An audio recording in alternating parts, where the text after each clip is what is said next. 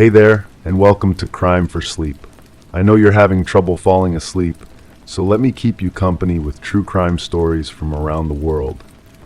Before we dive in, I'm curious, where did you first hear this one? If you enjoy these stories, don't forget to like, comment, and subscribe. Now get comfortable, and let's get into tonight's case. Crime 1 when the demolition team began tearing down the guest house they expected rot and dust. But one bedroom door was completely sealed, bricks stacked tightly from the inside, mortar fresh. Behind the wall, the room was untouched. On the bed, someone had carved a message into the headboard. She said not to let them in. The guest house belonged to the Harrington estate in Clearwater, Pennsylvania, a small town nestled between rolling hills and dense forests. The main property had been purchased 6 months earlier by a real estate developer planning to convert the historic site into luxury apartments. The Harrington mansion had stood since 1887, its Victorian architecture a testament to the family's former wealth from coal mining operations. The guest house, a separate structure about 50 yards from the main house, had been built in the 1920s and largely forgotten over the decades. Martha Harrington was the last of her family to live on the property. A reclusive woman in her 70s, she had died peacefully in her sleep according to the coroner's report. The estate had passed to a distant nephew who showed little interest beyond selling it for a reasonable price. The nephew, James Harrington, had never visited the property himself, having lived his entire life in Oregon. Lead demolition worker Ethan Mercer was the first to discover the sealed room.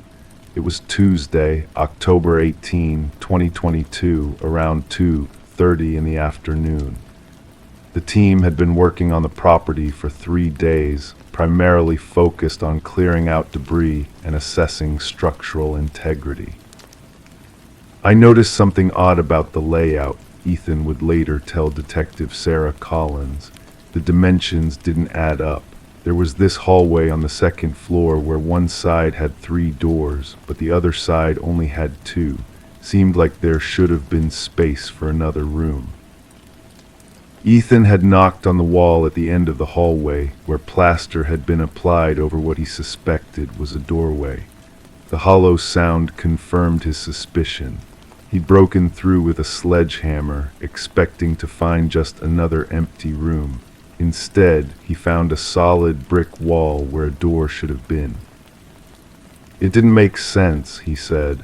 "Someone had sealed off that room completely, brick by brick, and they'd done it from inside the room." Detective Collins arrived at the scene by 4:15 p.m. A 15-year veteran of the Clearwater Police Department, she had never encountered anything quite like this. The demolition had been halted immediately upon discovery of the brick doorway, but Ethan and 2 other workers had already removed enough bricks to peer inside. The room beyond was perfectly preserved, like a time capsule. A twin bed with faded blue sheets, a small wooden desk, a dresser with 4 drawers, a standing lamp in the corner, a window with heavy curtains drawn shut. No signs of forced entry through the window, which had been painted shut years ago, everything covered in a thick layer of dust. And there, carved into the wooden headboard of the bed, was the message. She said not to let them in. An initial search of public records revealed that Martha Harrington had employed a live-in caretaker during her final years. A young woman named Eliza Fenton, 26, had worked for Martha from 2018 until Martha's death in early 2022.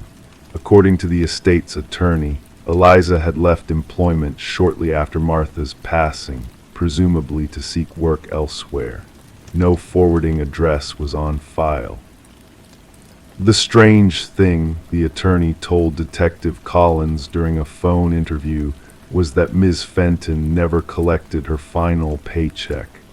"I tried calling the number I had for her, but it was disconnected." A deeper search into Eliza's background painted the picture of a woman with few connections, no immediate family in the area. Originally from Wisconsin, she had moved to Pennsylvania 5 years earlier. Previous employers described her as quiet, efficient, and reliable. She had no criminal record, not even a parking ticket. Detective Collins interviewed Martha Harrington's physicians, who confirmed the elderly woman had been suffering from early-stage dementia in her final years.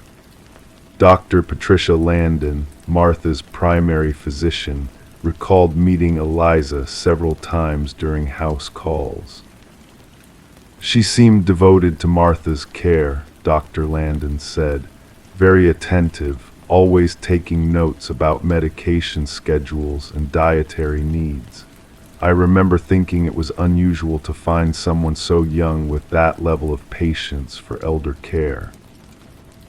When asked if Martha had ever mentioned anything unusual about the guest house, Dr. Landon paused before answering. There was something during my last visit about 3 months before she passed. Martha was having a particularly lucid day. She took my hand and said, "They come at night sometimes, knocking at the guest house door." When I asked who, she just shook her head and said, "Eliza knows not to let them in." I assumed it was the dementia talking. The investigation took an unexpected turn when Collins discovered that Eliza Fenton's social security number had not been used since Martha's death. No employment records, no tax filings, no credit card transactions.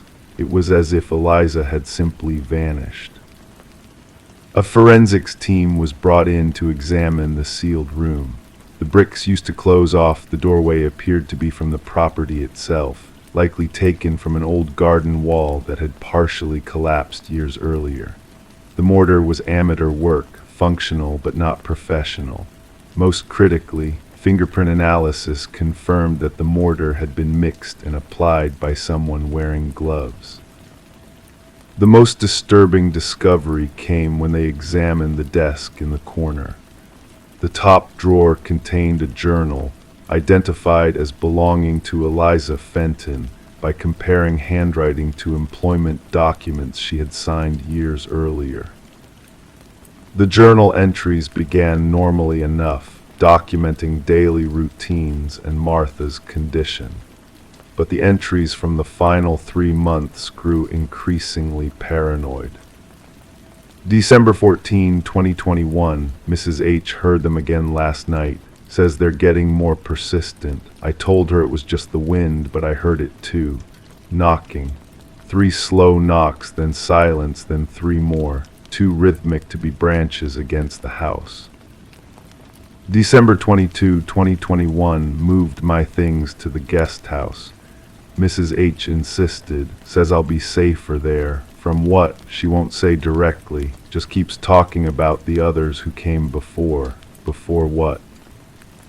January 3, 2022, the knocking is at my door now, always at 3:17 a.m. I've started sleeping with the lights on.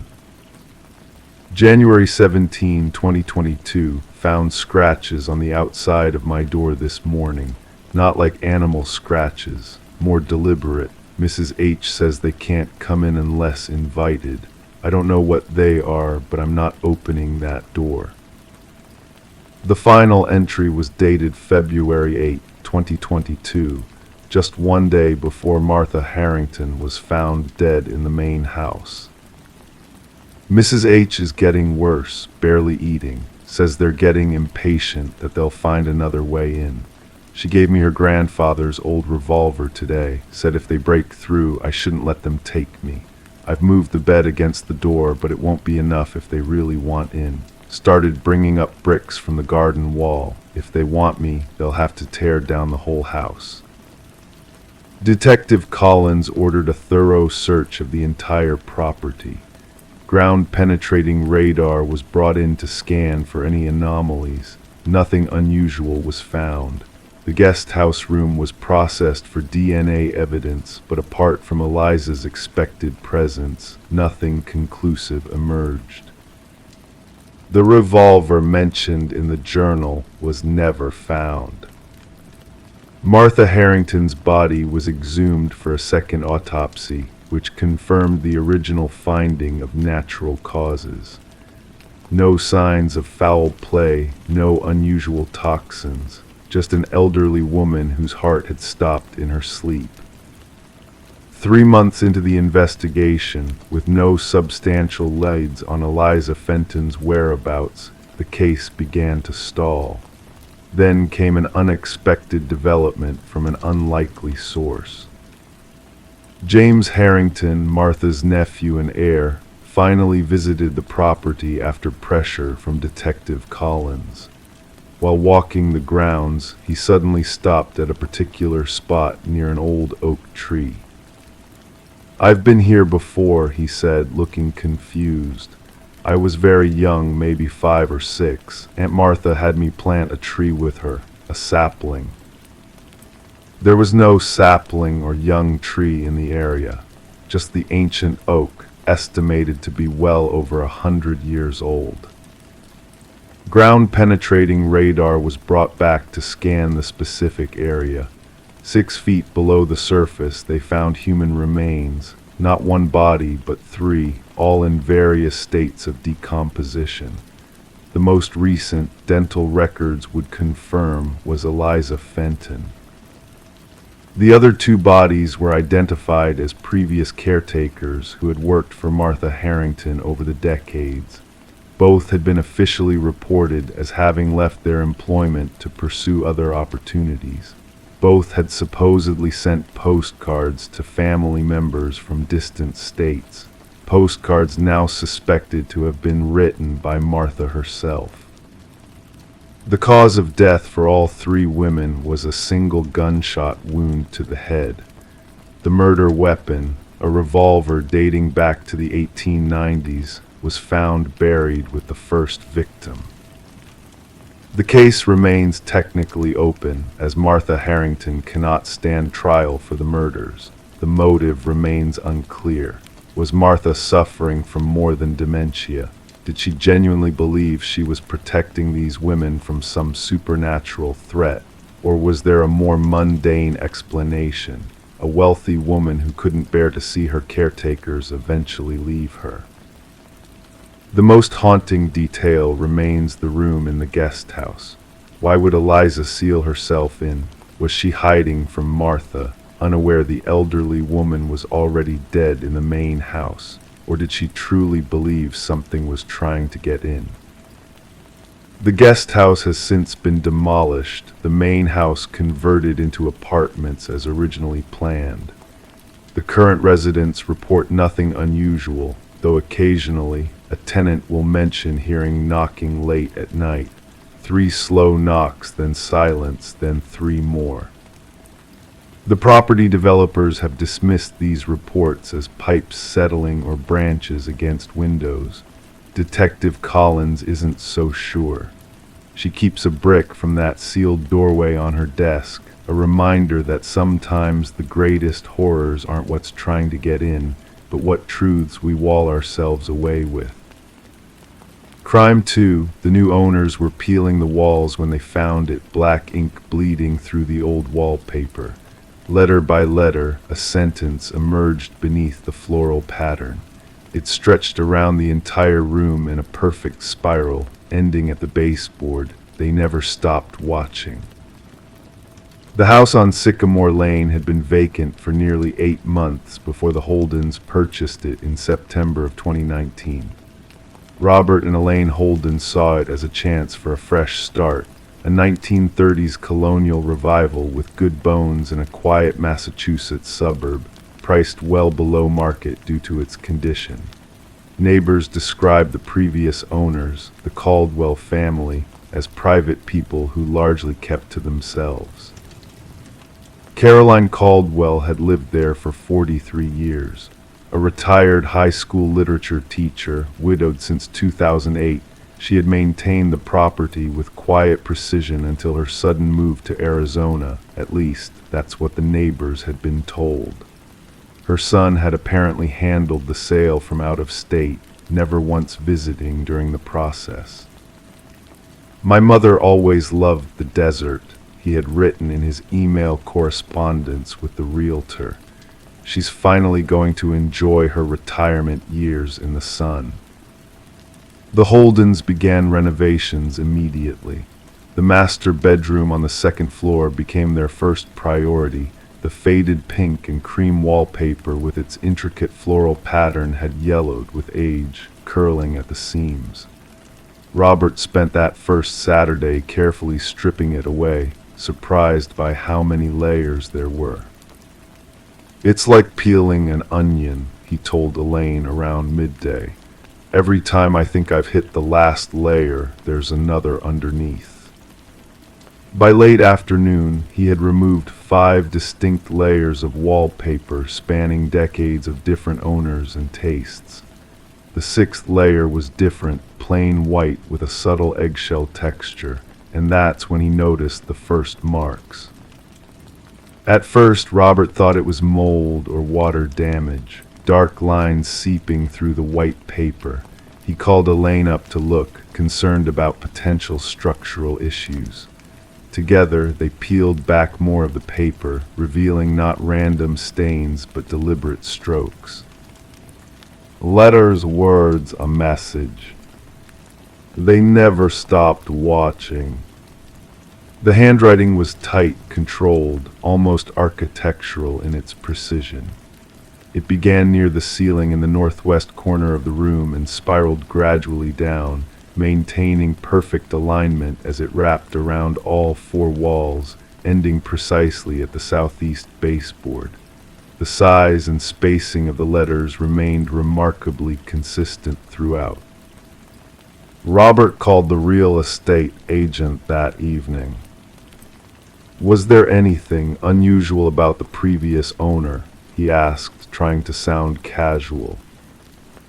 "Caroline, not that I'm aware of," the agent replied. "Why do you ask?" "Just curious about the history of the house," Robert said. He hesitated before adding, "We found some writing on the wall under the wallpaper." A pause on the other end of the line. What kind of writing? When Robert described their discovery, the agent's voice noticeably tightened. "I'm sure it's nothing, probably just notes from a previous renovation. Old houses have their quirks." That night, the Holdens slept in their guest room.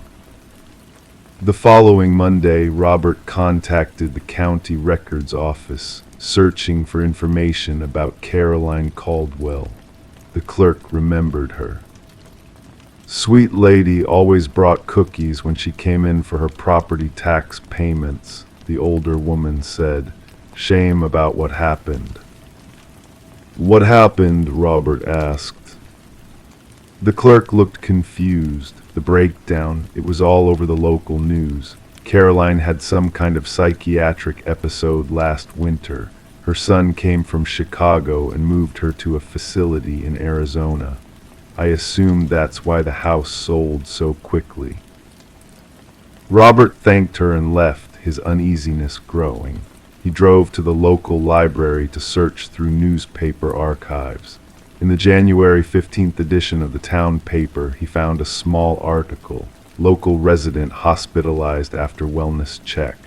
The piece was brief, mentioning only that police had conducted a welfare check on an elderly resident of Sycamore Lane after neighbors reported not seeing her for several weeks. The resident, unnamed in the article, had been found in a disoriented state and was transferred to psychiatric care. On his way home, Robert stopped at the police station. The desk sergeant was initially reluctant to discuss the case, but softened when Robert explained they had just bought Caroline's house.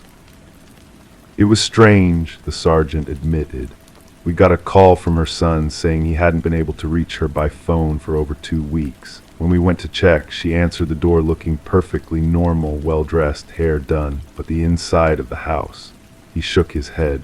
Every window was covered with aluminum foil, every single one, and she had these elaborate systems of string running across the rooms with little bells attached. Bells. She said they were so she would know when they came in. The sergeant's expression was somber. When we asked who they were, she just pointed to the walls and said, "They live in there. They watch me when I sleep." That evening, Robert and Elaine sat at their kitchen table, discussing what he had learned. "So she had some kind of paranoid episode," Elaine said.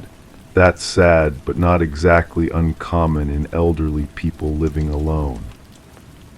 "But what about the writing?" Robert asked. "It must have taken days, maybe weeks to complete something that precise, and then to wallpaper over it." "Maybe it was therapeutic for her," Elaine suggested. "Or maybe she did it years ago during another episode." Neither theory felt satisfying. 3 days later, a certified letter arrived from Chicago. Inside was a brief note from Thomas Caldwell, Caroline's son. "I understand you've purchased my mother's house," it read. "If you find anything unusual during your renovations, particularly in the master bedroom, please contact me immediately."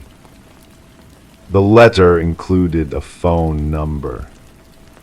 Robert called that evening. "Mr. Caldwell, this is Robert Holden. We bought your mother's house on Sycamore Lane." A heavy silence followed, then, "You found the writing." It wasn't a question. Thomas Caldwell agreed to meet them the following weekend. He arrived on Saturday morning, a tall man in his 50s with tired eyes and his mother's sharp features. "Mom was diagnosed with late-onset paranoid schizophrenia," he explained as they sat in the kitchen. "The doctors think it had been developing for years, but she hid it well. She was always independent, always private. After Dad died, I tried to get her to move closer to us in Chicago, but she refused." He took a sip of the coffee Elaine had offered. "Last Christmas, I came to visit and found her living in near darkness.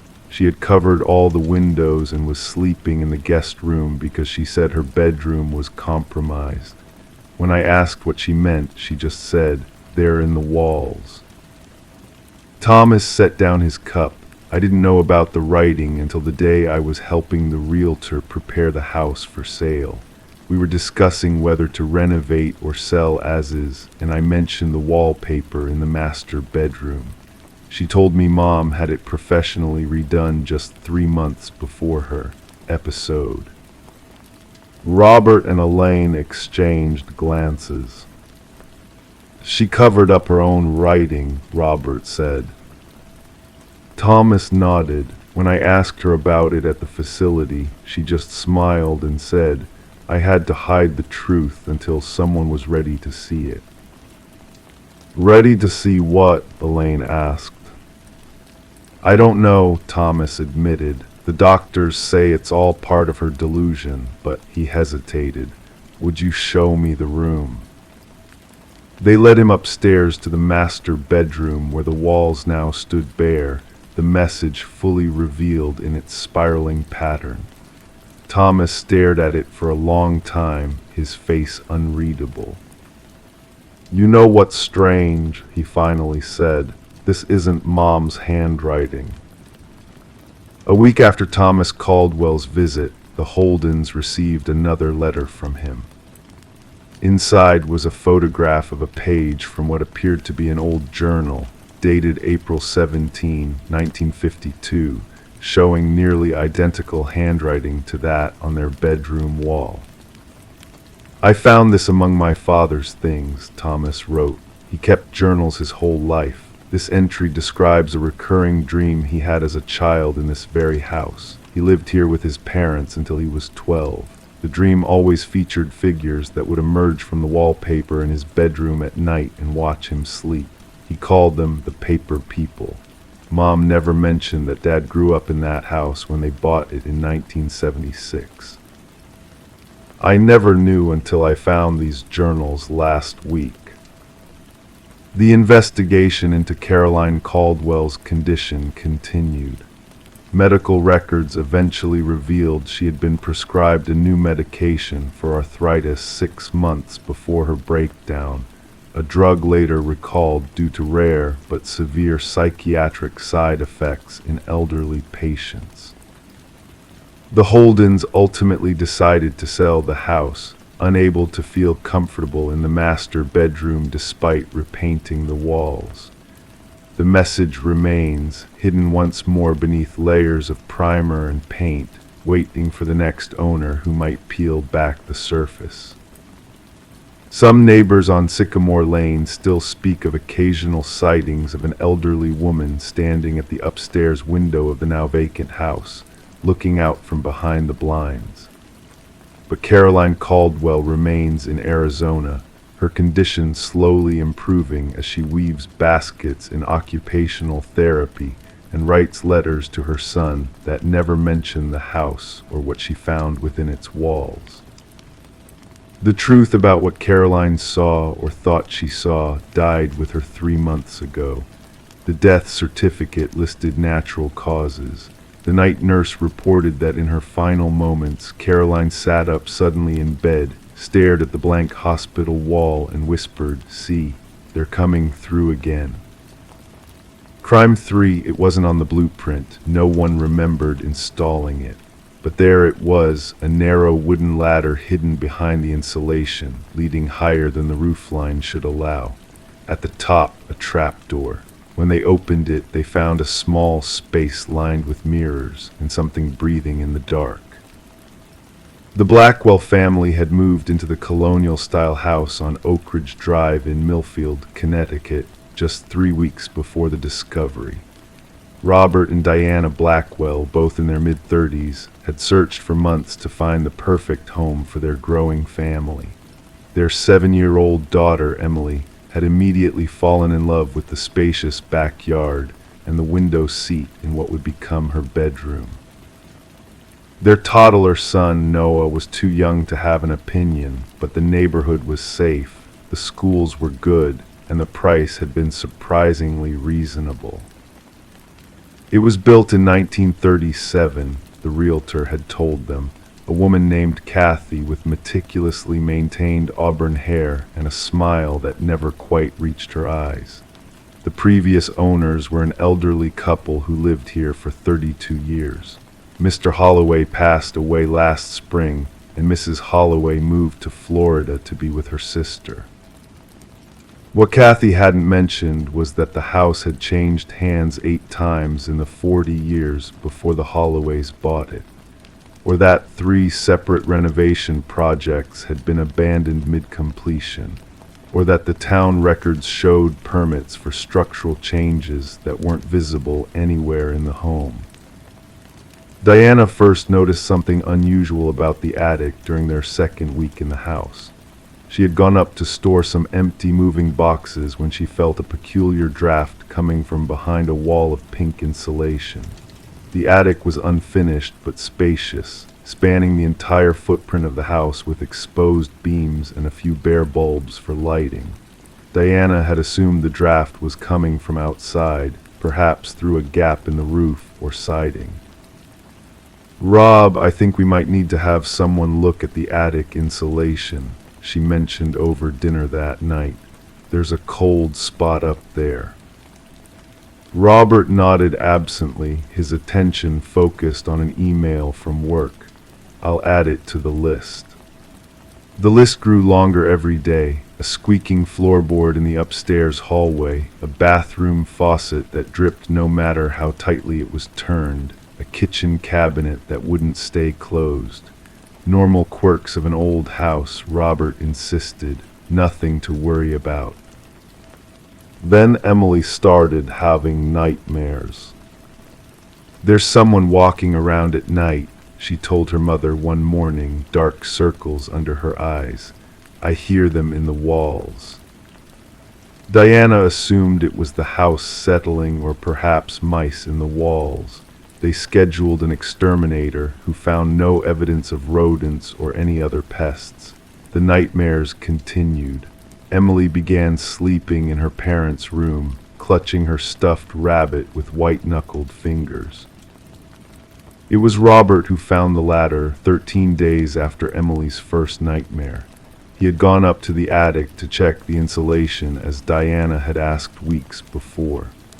Moving aside a particularly dense section of fiberglass, he discovered what appeared to be a built-in wooden ladder, narrow but sturdy, ascending into darkness through a hole in what should have been the uppermost part of the house.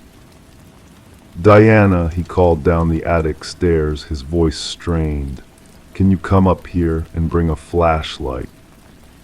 Diana found her husband standing before the exposed ladder, his expression a mixture of confusion and unease. "This isn't on any of the house plans," he said. "And look, it goes up, but there shouldn't be anything above this level." "Maybe it's access to some kind of crawl space," Diana suggested, though she felt a chill that had nothing to do with the draft. Together they climbed the narrow ladder. It was old but remarkably well preserved, each rung solid under their weight. At the top was a small trapdoor about 2 feet square, with no visible handle or lock. Robert pushed against it with one hand, and it swung upward with surprising ease. The space above was small, perhaps 6 feet square and 4 feet high at its tallest point. The walls, ceiling, and floor were completely lined with mirrors, creating an infinite reflection that was disorienting and immediately nauseating. In the center of the room was a small bundle of blankets, and then they heard it, a soft, rhythmic sound, breathing. Robert pulled himself up into the space, his movements causing the infinite reflections to ripple around them. Diana followed, her heart pounding. The bundle of blankets contained nothing but a small tape recorder, vintage, the kind with actual cassette tapes. It was playing a loop of someone breathing. "What the hell?" Robert whispered, picking up the device. It was warm to the touch, as if it had been running for hours. When he pressed the stop button, the breathing continued. He ejected the tape. The reel was empty. A search of the mirrored room revealed no other entrance or exit besides the trapdoor they had come through. No electrical outlets, no light fixtures, nothing to explain how the tape recorder was powered or why it was there. Just mirrors and that persistent breathing sound, which seemed to be coming from everywhere and nowhere at once. They retreated from the space, closing the trapdoor firmly behind them. That night, they called the local police department. Officer Garrett Wilson arrived within the hour, a stocky man with a military haircut and 23 years on the force. He listened to their story with professional detachment, then followed them up to the attic. The section of insulation Robert had moved was back in place. When they pushed it aside, there was nothing but wall behind it. No ladder, no opening, nothing. "Are you sure this is where you saw it?" Officer Wilson asked, shining his heavy-duty flashlight along the wall. "I'm positive," Robert insisted. "It was right here. We both saw it, both climbed it." Officer Wilson made a perfunctory search of the rest of the attic, but found nothing unusual. He took their statements and left, his report later categorizing the incident as a possible hallucination or misunderstanding. That night, Emily woke up screaming. "The mirror people are watching me," she sobbed into Diana's shoulder. "They're in the walls." The following day, Diana called a local historian, Dr. Alina Marsh, who specialized in the architectural history of the area. Dr. Marsh arrived that afternoon, a tall woman with silver hair and keen eyes behind wire-rimmed glasses. "Many of these old houses have secrets," she said as she examined the attic. "Hidden rooms, false walls. During Prohibition, some were used to hide liquor. Later, they might have been used for other purposes." "Like what?" Diana asked. Dr. Marsh hesitated. The previous owners before the Holloways were the Lansings. Richard Lansing was a bit of an eccentric, fascinated with optical illusions and perception experiments. He worked for a research facility in New Haven. There were rumors. "What kind of rumors?" Robert pressed. "That he brought his work home, that he was conducting unauthorized experiments.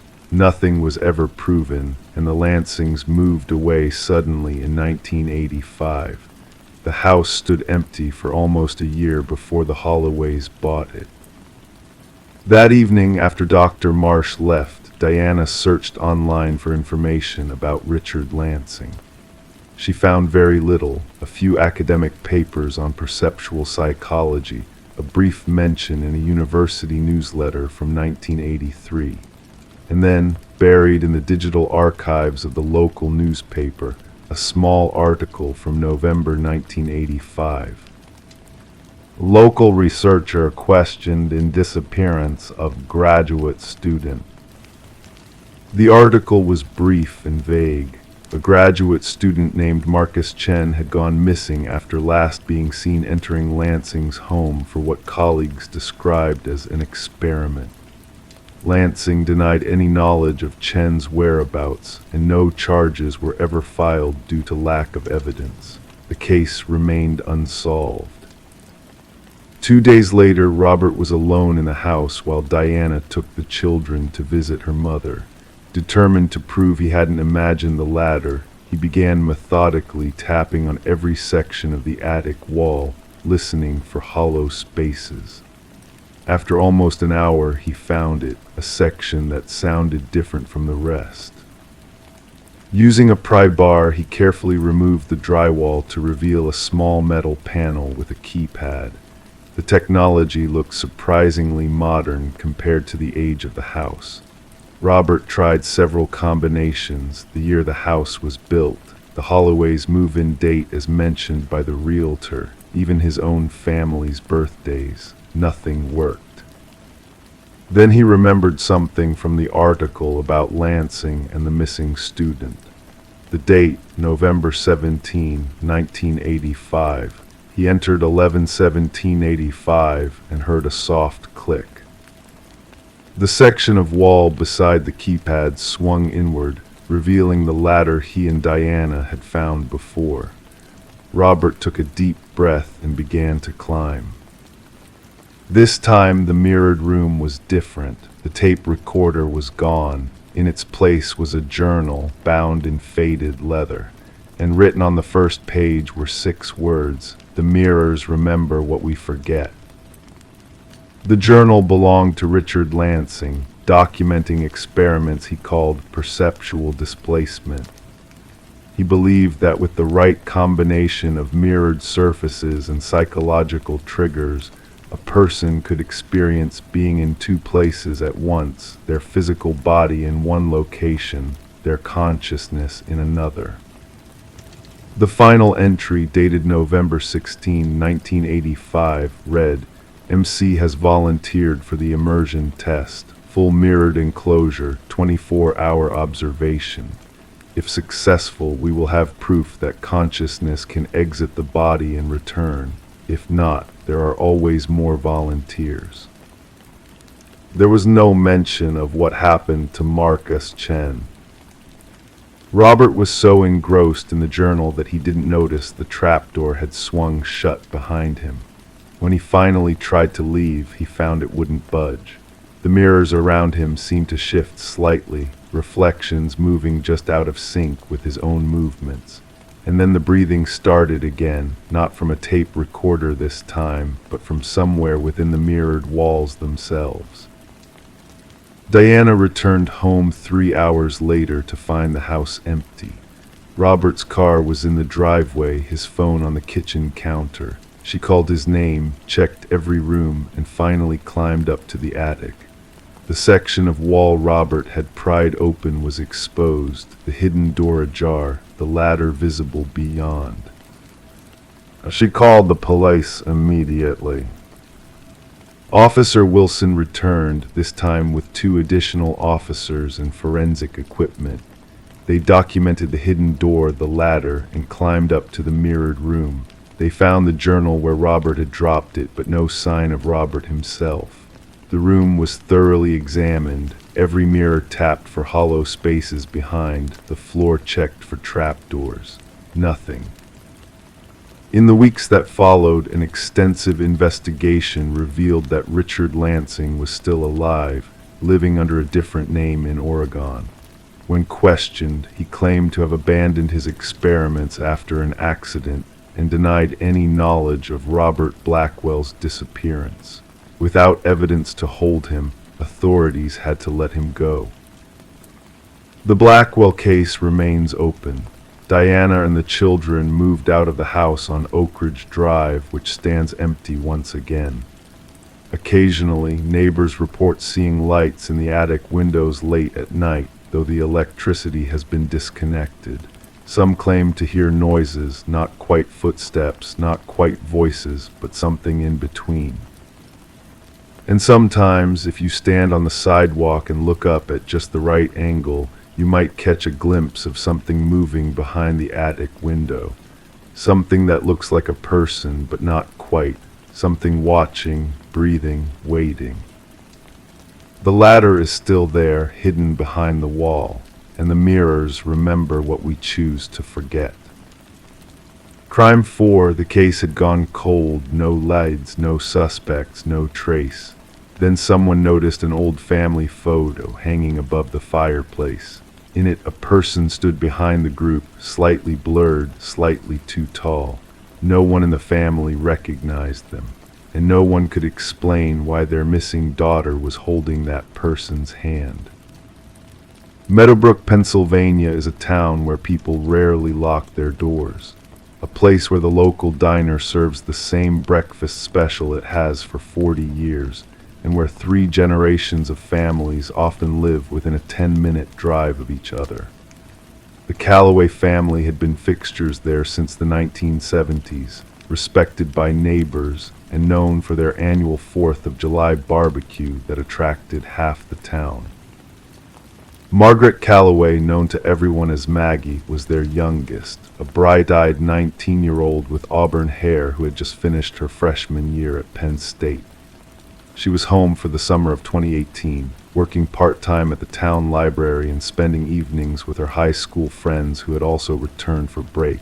Her parents, Robert and Elaine, had been married for 30 years. Her older brother, James, lived 2 towns over with his wife and infant son. Maggie was always responsible. Her mother would later tell investigators, her voice soft but steady. She texted when she was running late. She called when plans changed. That's just who she was. June 17, 2018 began like any ordinary Sunday. The Calloways attended their usual service at First Presbyterian, then drove to the Lakeview restaurant for their traditional Sunday brunch. Maggie seemed distracted, according to her father, but not unusually so. She mentioned meeting friends at Riverside Park that afternoon to study for a summer course she was taking online. She kissed me goodbye, Elaine recalled. She said she might be home late, but she'd text. That was the last time I saw my daughter. By midnight, the Calloways had called everyone Maggie knew. None of her friends had seen her at the park. Her car was found in the library parking lot, locked with her backpack still inside. Her phone showed no activity after 2:17 p.m. when she had sent a text to her roommate from college. Looking forward to seeing you next weekend. Miss you. The investigation began promptly, led by Detective Sarah Nichols of the Meadowbrook Police Department. The initial search focused on the wooded area between the library and the park, expanding outward as days passed. volunteers combed every inch of the town. Missing person flyers featuring Maggie's smiling face appeared on telephone poles, storefront windows, and across social media. Weeks turned into months. Tips came in, were investigated, and led nowhere. Maggie's case file grew thicker, but answers remained elusive. Detective Nichols interviewed everyone in Maggie's orbit multiple times. Family, friends, professors, co-workers at the library, even casual acquaintances. No one had anything to offer that might explain her disappearance. In cases like this, Detective Nichols explained during one of many press conferences, time is both our enemy and ally. Evidence disappears, but sometimes people's consciences catch up to them. 7 months after Maggie vanished, with the case gradually slipping from local headlines, the Callaways hosted a small gathering at their home.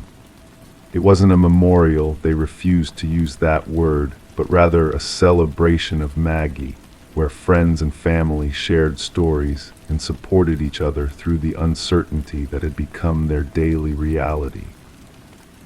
Among the attendees was Amanda Fisher, Maggie's childhood friend who had moved to Chicago after college. Standing in the Callaways' living room, warming her hands around a mug of tea, Amanda's gaze drifted to the family portrait above the fireplace, taken during the previous year's Christmas, a gift from James and his wife. Something caught her attention, something she couldn't quite place. "I need to see this closer," she said, almost to herself. Setting down her mug, she moved toward the fireplace for a better look. The portrait showed the Callaways in their backyard garden. Robert and Elaine seated on a bench, James standing behind his father, his wife next to him, and Maggie beside her mother. All smiling, all bathed in golden late afternoon light. But behind them, partially obscured by a tree branch and slightly out of focus, was a figure, tall, indistinct, dressed in dark clothing, and most disturbing of all, what appeared to be a hand, pale and slender, rested on Maggie's shoulder. Maggie's own hand was lifted slightly behind her, as if touching the figure's fingers. "Have you ever noticed this person in the background?" Amanda asked, her voice tight. Elaine looked confused. "What person?" The room fell silent as everyone gathered around the portrait. The photographer, James's college friend who had moved away shortly after Christmas, was called immediately. He had no explanation. He hadn't noticed anyone else in the frame when taking the photo. The digital file was retrieved from his archives, enlarged, enhanced as much as possible by local law enforcement. The figure remained blurry, unidentifiable, not quite male, not quite female, just a presence that had somehow infiltrated a family moment without anyone noticing. Detective Nichols reopened the active investigation. The family portrait became evidence item 147. Forensic photography experts were consulted. The Callaways were interviewed again, this time with the portrait as the focal point. Did Maggie ever mention feeling watched? Did she have concerns about anyone following her? These questions, which had been asked and answered months before, took on new urgency. A review of Maggie's laptop, which had already been examined, revealed a folder of candid photos taken around town in the weeks before her disappearance. In 3 of them, the same blurry figure could be seen in the distance, near the library, outside her favorite coffee shop, across the street from her friend's house. Maggie had never mentioned these photos to anyone. Social media accounts were re-examined. A comment on an Instagram post from 2 months before she vanished now seemed significant. "Sometimes I feel like someone's watching me, but when I turn around, nobody's there. Am I losing it?" Friends had responded with jokes about horror movies and finals week paranoia. No one had taken it seriously. Library records showed that in her final weeks in Meadowbrook, Maggie had checked out several books about stalking and personal safety. The librarian who processed these loans remembered thinking it might be research for a psychology paper. As winter gave way to spring, another discovery provided the most disturbing twist yet. James, while cleaning out his parents' attic, found a box of Maggie's childhood drawings. Among crayon illustrations of their house and stick-figure family portraits was a series of drawings from when Maggie was around 7 years old. Each featured the same tall, dark figure standing behind their house. In childish handwriting at the bottom of one, "My friend who watches." "Kids have imaginary friends," Robert Calloway insisted, his voice breaking. "That's normal, that's all this was." Detective Nichols wasn't convinced. "Imaginary friends don't show up in family photographs 12 years later," she noted in her case files. The investigation continued, pursuing this new angle. Was there someone who had been fixated on Maggie since childhood? A family friend, a neighbor, someone with access to their lives over many years? Background checks were run on everyone who had lived within a mile radius of the Calloway home during Maggie's childhood. Interviews were conducted with her elementary school teachers, former babysitters, parents of childhood friends. Then came another breakthrough, and with it, more questions. A former neighbor, now living in Florida, remembered something odd. There was a time when Maggie was about 8, she recalled during a phone interview. "I was driving her home from a play date with my daughter. She kept talking about her tall friend who was waiting for her at home. I thought she meant a relative was visiting. When I mentioned it to Elaine later, she had no idea what Maggie was talking about." The second anniversary of Maggie's disappearance approached. The Calloways, exhausted by hope and dread in equal measure, continued their daily routines while waiting for answers that might never come. The portrait had been removed from above the fireplace, now sealed in an evidence bag at the police station. In late May of 2020, a hiker found a necklace along a remote trail 15 miles from Meadowbrook. A simple silver chain with a butterfly pendant, identical to one Maggie wore in many photos, a gift from her mother for her 16th birthday. The area was searched extensively. Nothing else was found. The case remains open. Detective Nichols, now heading the department's cold case unit, still keeps Maggie's file on her desk. The family portrait has been analyzed by multiple experts, none of whom can explain the figure behind the Calloways or how no one noticed it on the day the photo was taken. "Some cases haunt you," Detective Nichols admitted recently.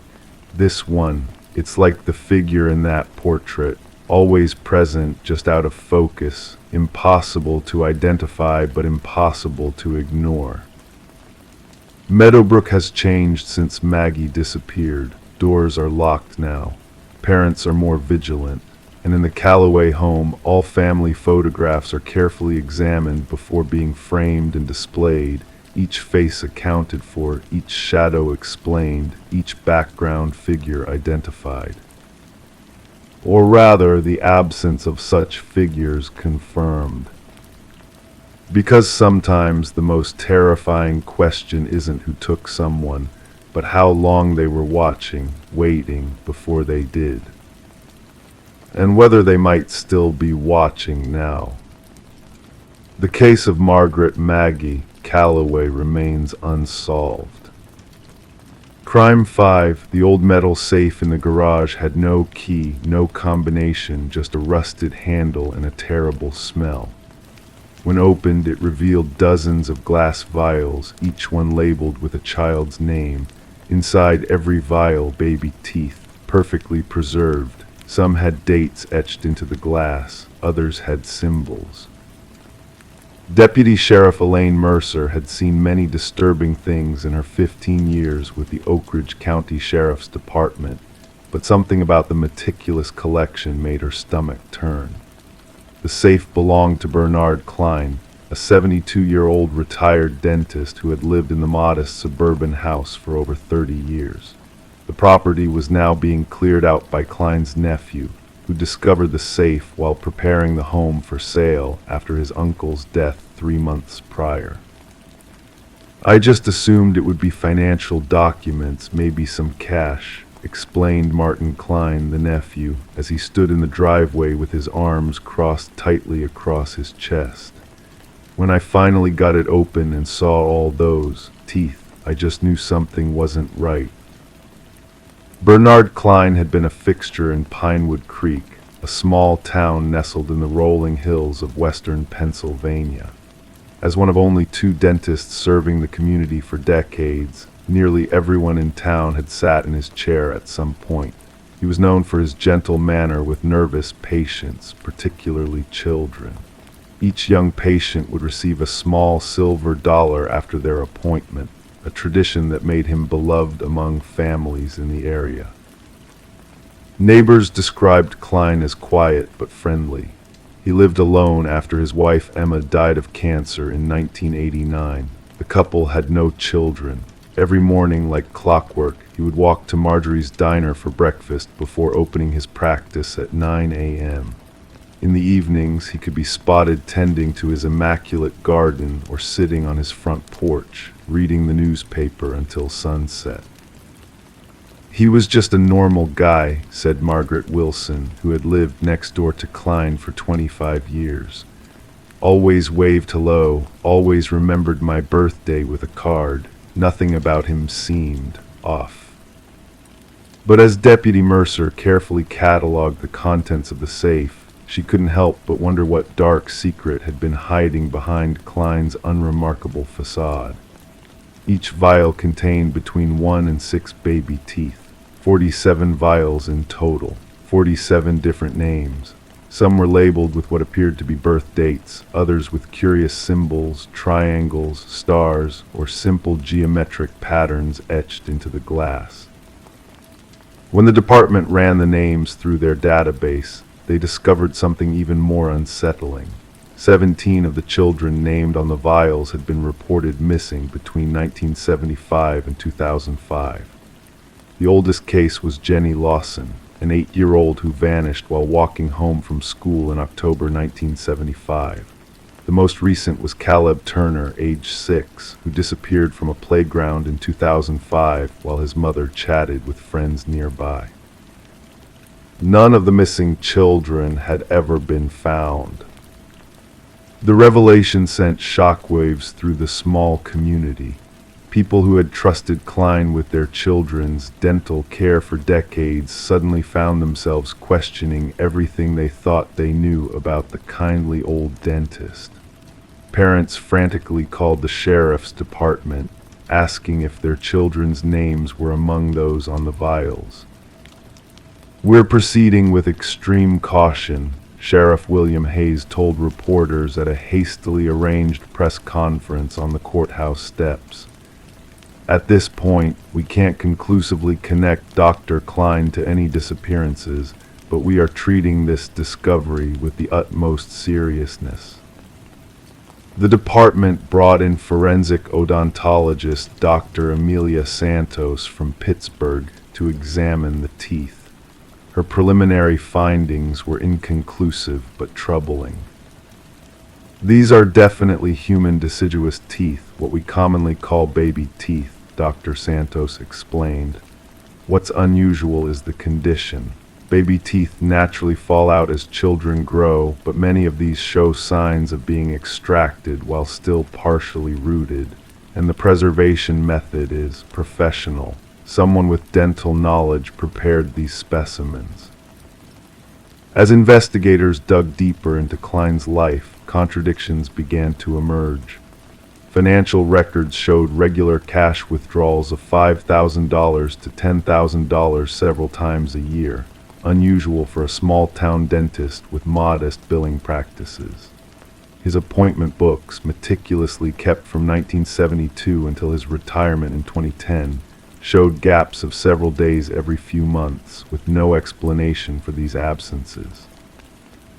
Former colleagues and employees painted conflicting pictures of the man they thought they knew.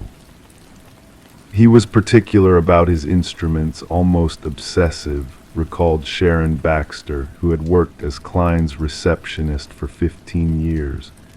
The office had to be cleaned a certain way, files organized just so, but I never saw anything inappropriate with patients, never. However, Janet Miller, a dental hygienist who worked briefly for Klein in the late 1980s, remembered moments that, in retrospect, seemed suspect. He insisted on being alone with certain patients, always children between 5 and 8 years old, said they were special cases that needed his particular attention. At the time, I thought it was just his way. Now, I don't know what to think. The investigation took another disturbing turn when police executed a search warrant on a small cabin Klein owned in the nearby Allegheny National Forest. The property, purchased in 1974 under a business name, hadn't been mentioned in his will or known to his family. Inside, investigators found a hidden room beneath the floorboards of the main bedroom. The space was small, barely 6 feet by 8 feet, with a child-sized cot bolted to the floor and a collection of worn stuffed animals arranged neatly on a shelf. On the wall, written in what appeared to be crayon, "I want to go home." Forensic teams spent weeks processing the cabin, collecting hair samples, fingerprints, and trace evidence. DNA testing confirmed what many had feared. Biological material from at least 7 different individuals was present in the hidden room. 3 samples matched DNA collected from family members of children named on the vials. Meanwhile, the teeth themselves continued to puzzle investigators. Most missing children cases involve evidence collected from crime scenes, clothing, blood, personal belongings. But teeth, carefully preserved and labeled, suggested something more methodical, more ritualistic. In some ways, it resembles a collector's mentality, forensic psychologist Dr. Rebecca Lansing noted in her consultation report. These weren't trophies hastily taken in the heat of the moment. They were curated, preserved with care.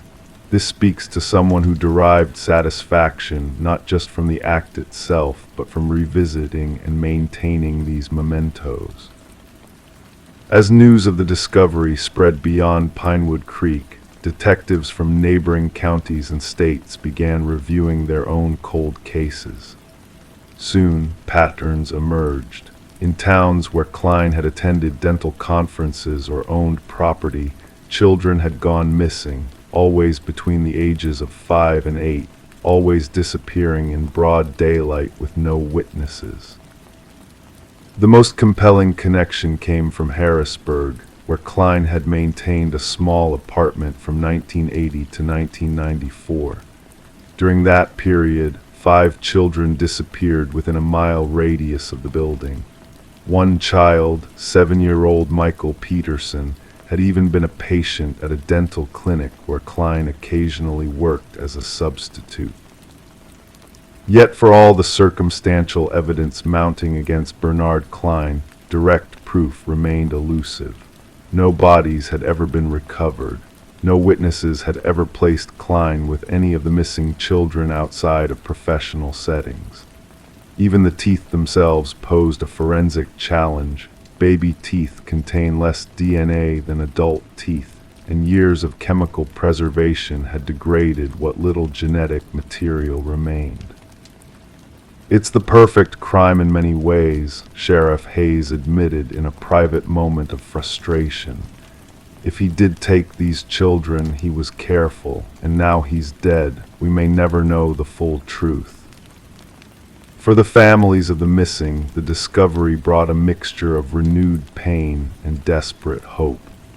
Parents who had waited decades for answers finally had a potential lead, but closure remained just out of reach.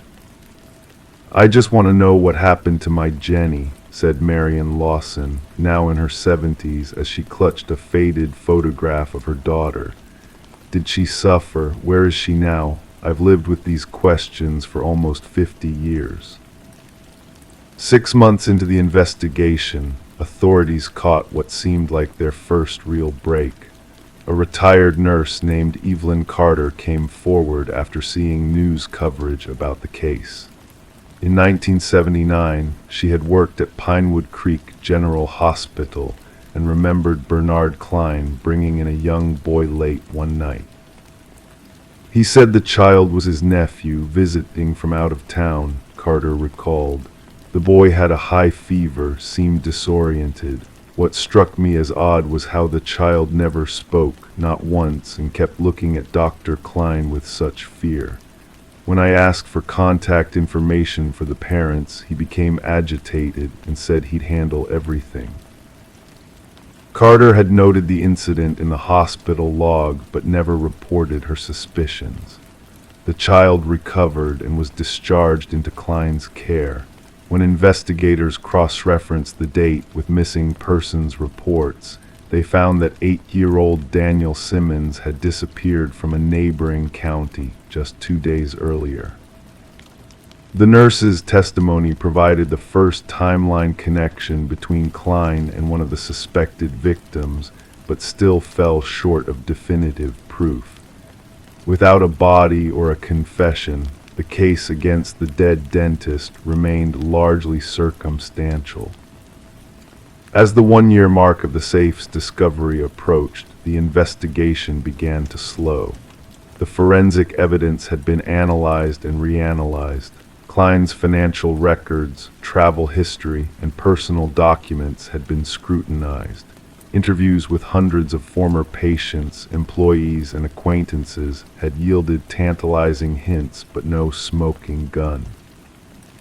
Then, in an unexpected development, Martin Klein, the nephew who had found the safe, took his own life. He left behind a note that raised more questions than it answered. "I should have known. Maybe I did know. I'm sorry I didn't stop him."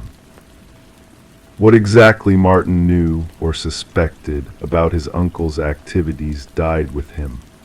Investigators found nothing in his personal history to suggest involvement in any crimes. By all accounts, he had been genuinely shocked and disturbed by the discovery in his uncle's garage. Today, the case of Bernard Klein and the vials of teeth remains officially open but largely inactive. The safe itself, along with its disturbing contents, is stored in an evidence locker at the Oak Ridge County Sheriff's Department. Occasionally, when a new detective joins the force, they might review the files, hoping fresh eyes will spot something overlooked. For the residents of Pinewood Creek, the legacy of uncertainty lingers. Parents who once trusted Klein with their children's care now question every interaction, analyzing decades-old memories for signs they might have missed. The building that housed his dental practice stands empty, despite multiple attempts to rent the space. And somewhere, perhaps in the dense woods of western Pennsylvania, perhaps in locations yet undiscovered, the final secrets of Bernard Klein remain buried, along with answers that 47 families still desperately seek. The rusted safe that once held milk teeth now holds only questions, each one harder to extract than the last. Crime 6, they thought it was just storage junk, an antique mirror, dusty and scratched, facing the wall in the hallway. But when they turned it around, the reflection showed a different room, a different ceiling, a figure in the distance walking slowly closer, but not matching anything behind them. Sarah Dennison was 34 when she purchased the Victorian home on Mulberry Street in the quiet town of Westfield, Massachusetts. The house had been on the market for 18 months, unusual for the desirable neighborhood with its tree-lined streets and historic charm. But Sarah, a freelance graphic designer with an eye for forgotten beauty, saw potential where others saw only dated fixtures and creaking floorboards. She was so excited about that house, recalled her sister, Jennifer. Sarah had this way of seeing past the surface of things. She'd walk into a room and immediately envision what it could be, not what it was. The April morning Sarah received the keys. She invited her sister and two close friends to help begin the initial cleaning. The previous owners, an elderly couple who had relocated to Florida, had left behind various items in the basement and attic, common practice when liquidating a long-held family home. Among these forgotten possessions was a large, ornate mirror with a mahogany frame, discovered in the narrow hallway connecting the kitchen to what would become Sarah's home office. It was weird, Jennifer later told investigators. The mirror was hung on the wall, but it was facing inward, like someone had deliberately turned it around. We joked that maybe the previous owners couldn't stand how they looked in it. The mirror was heavy, nearly 6 feet tall, with intricate carvings along its frame, grapevines intertwined with what appeared to be faces, weathered by time into indistinct expressions. Sarah's friend Marcus helped her take it down, intending to move it to the basement for storage until Sarah decided whether to keep it. She wanted to see it properly first, Marcus Henderson said during his interview. We set it against the living room wall. The glass was cloudy, needed cleaning, but you could still see your reflection. I remember Sarah standing in front of it, saying something felt off about the proportions. What Marcus didn't mention in his initial statement, only revealing it weeks later, was that he'd glanced in the mirror while helping Sarah move furniture that afternoon and saw what appeared to be a doorway reflected that wasn't present in the actual room. He dismissed it as a trick of light, an optical illusion caused by the mirror's aged surface. For the first 2 weeks, Sarah's renovation project progressed smoothly. She documented the transformation on her Instagram account: freshly painted walls in the living room, refinished hardwood floors in the dining area, and antique light fixtures carefully restored. The mirror remained propped against the wall in what would become her bedroom, partially covered with an old sheet. On May 3rd, Sarah called Jennifer, sounding uncharacteristically troubled. She asked if I remembered how the mirror had been hung when we found it, Jennifer said. I told her yes, facing the wall. She was quiet for a moment, then said, I think there's a reason for that. When I asked what she meant, she changed the subject. According to Jennifer, Sarah had always been pragmatic, not given to flights of fancy or superstition, which made her subsequent behavior all the more puzzling. Sarah's social media updates became sporadic. Friends reported receiving strange, fragmented text messages, often sent in the middle of the night. Marcus received one such message at 3:17 a.m. on May 7th. Do you see what's behind you when you look in a mirror? Really see it. When Sarah failed to submit a project for a regular client on May 12th, something entirely out of character for her meticulous work ethic, her friend Kayla Phillips drove to the house on Mulberry Street. She found Sarah's car in the driveway, mail accumulated in the box, and no answer at the door. Using the spare key Sarah had given her, Kayla entered the home. Everything was immaculate, Kayla told police, almost unnaturally clean, like someone had scrubbed the place down, but there was dust on everything as if no one had been there for days. In the bedroom, Kayla found Sarah's phone on the nightstand, fully charged. Her wallet and keys were in the kitchen. The mirror, the one that had been facing the wall when they found it, was now installed on the bedroom wall opposite the bed. But there was no sign of Sarah Dennison. The investigation began as a missing persons case. Detective Lamar Wilson of the Westfield Police Department led the inquiry, starting with standard protocols, checking Sarah's bank accounts untouched since May 5th, her computer last used on May 8th, and interviewing family and friends. We found nothing to suggest foul play, Detective Wilson noted in his preliminary report. No signs of forced entry, no evidence of a struggle. It appeared Ms. Dennison had simply walked away, except she hadn't taken anything with her. The case might have remained classified as an unexplained disappearance, if not for what happened when forensic technicians were processing Sarah's bedroom 3 days into the investigation. "I was photographing the room," said crime scene technician Ellie Rollins. "Standard procedure, documenting everything before we disturbed it. When I developed the images later, I noticed something strange in the photos of the mirror. The photographs revealed what appeared to be a figure standing in the reflection of the mirror, a figure that was not present in the actual room when the photos were taken.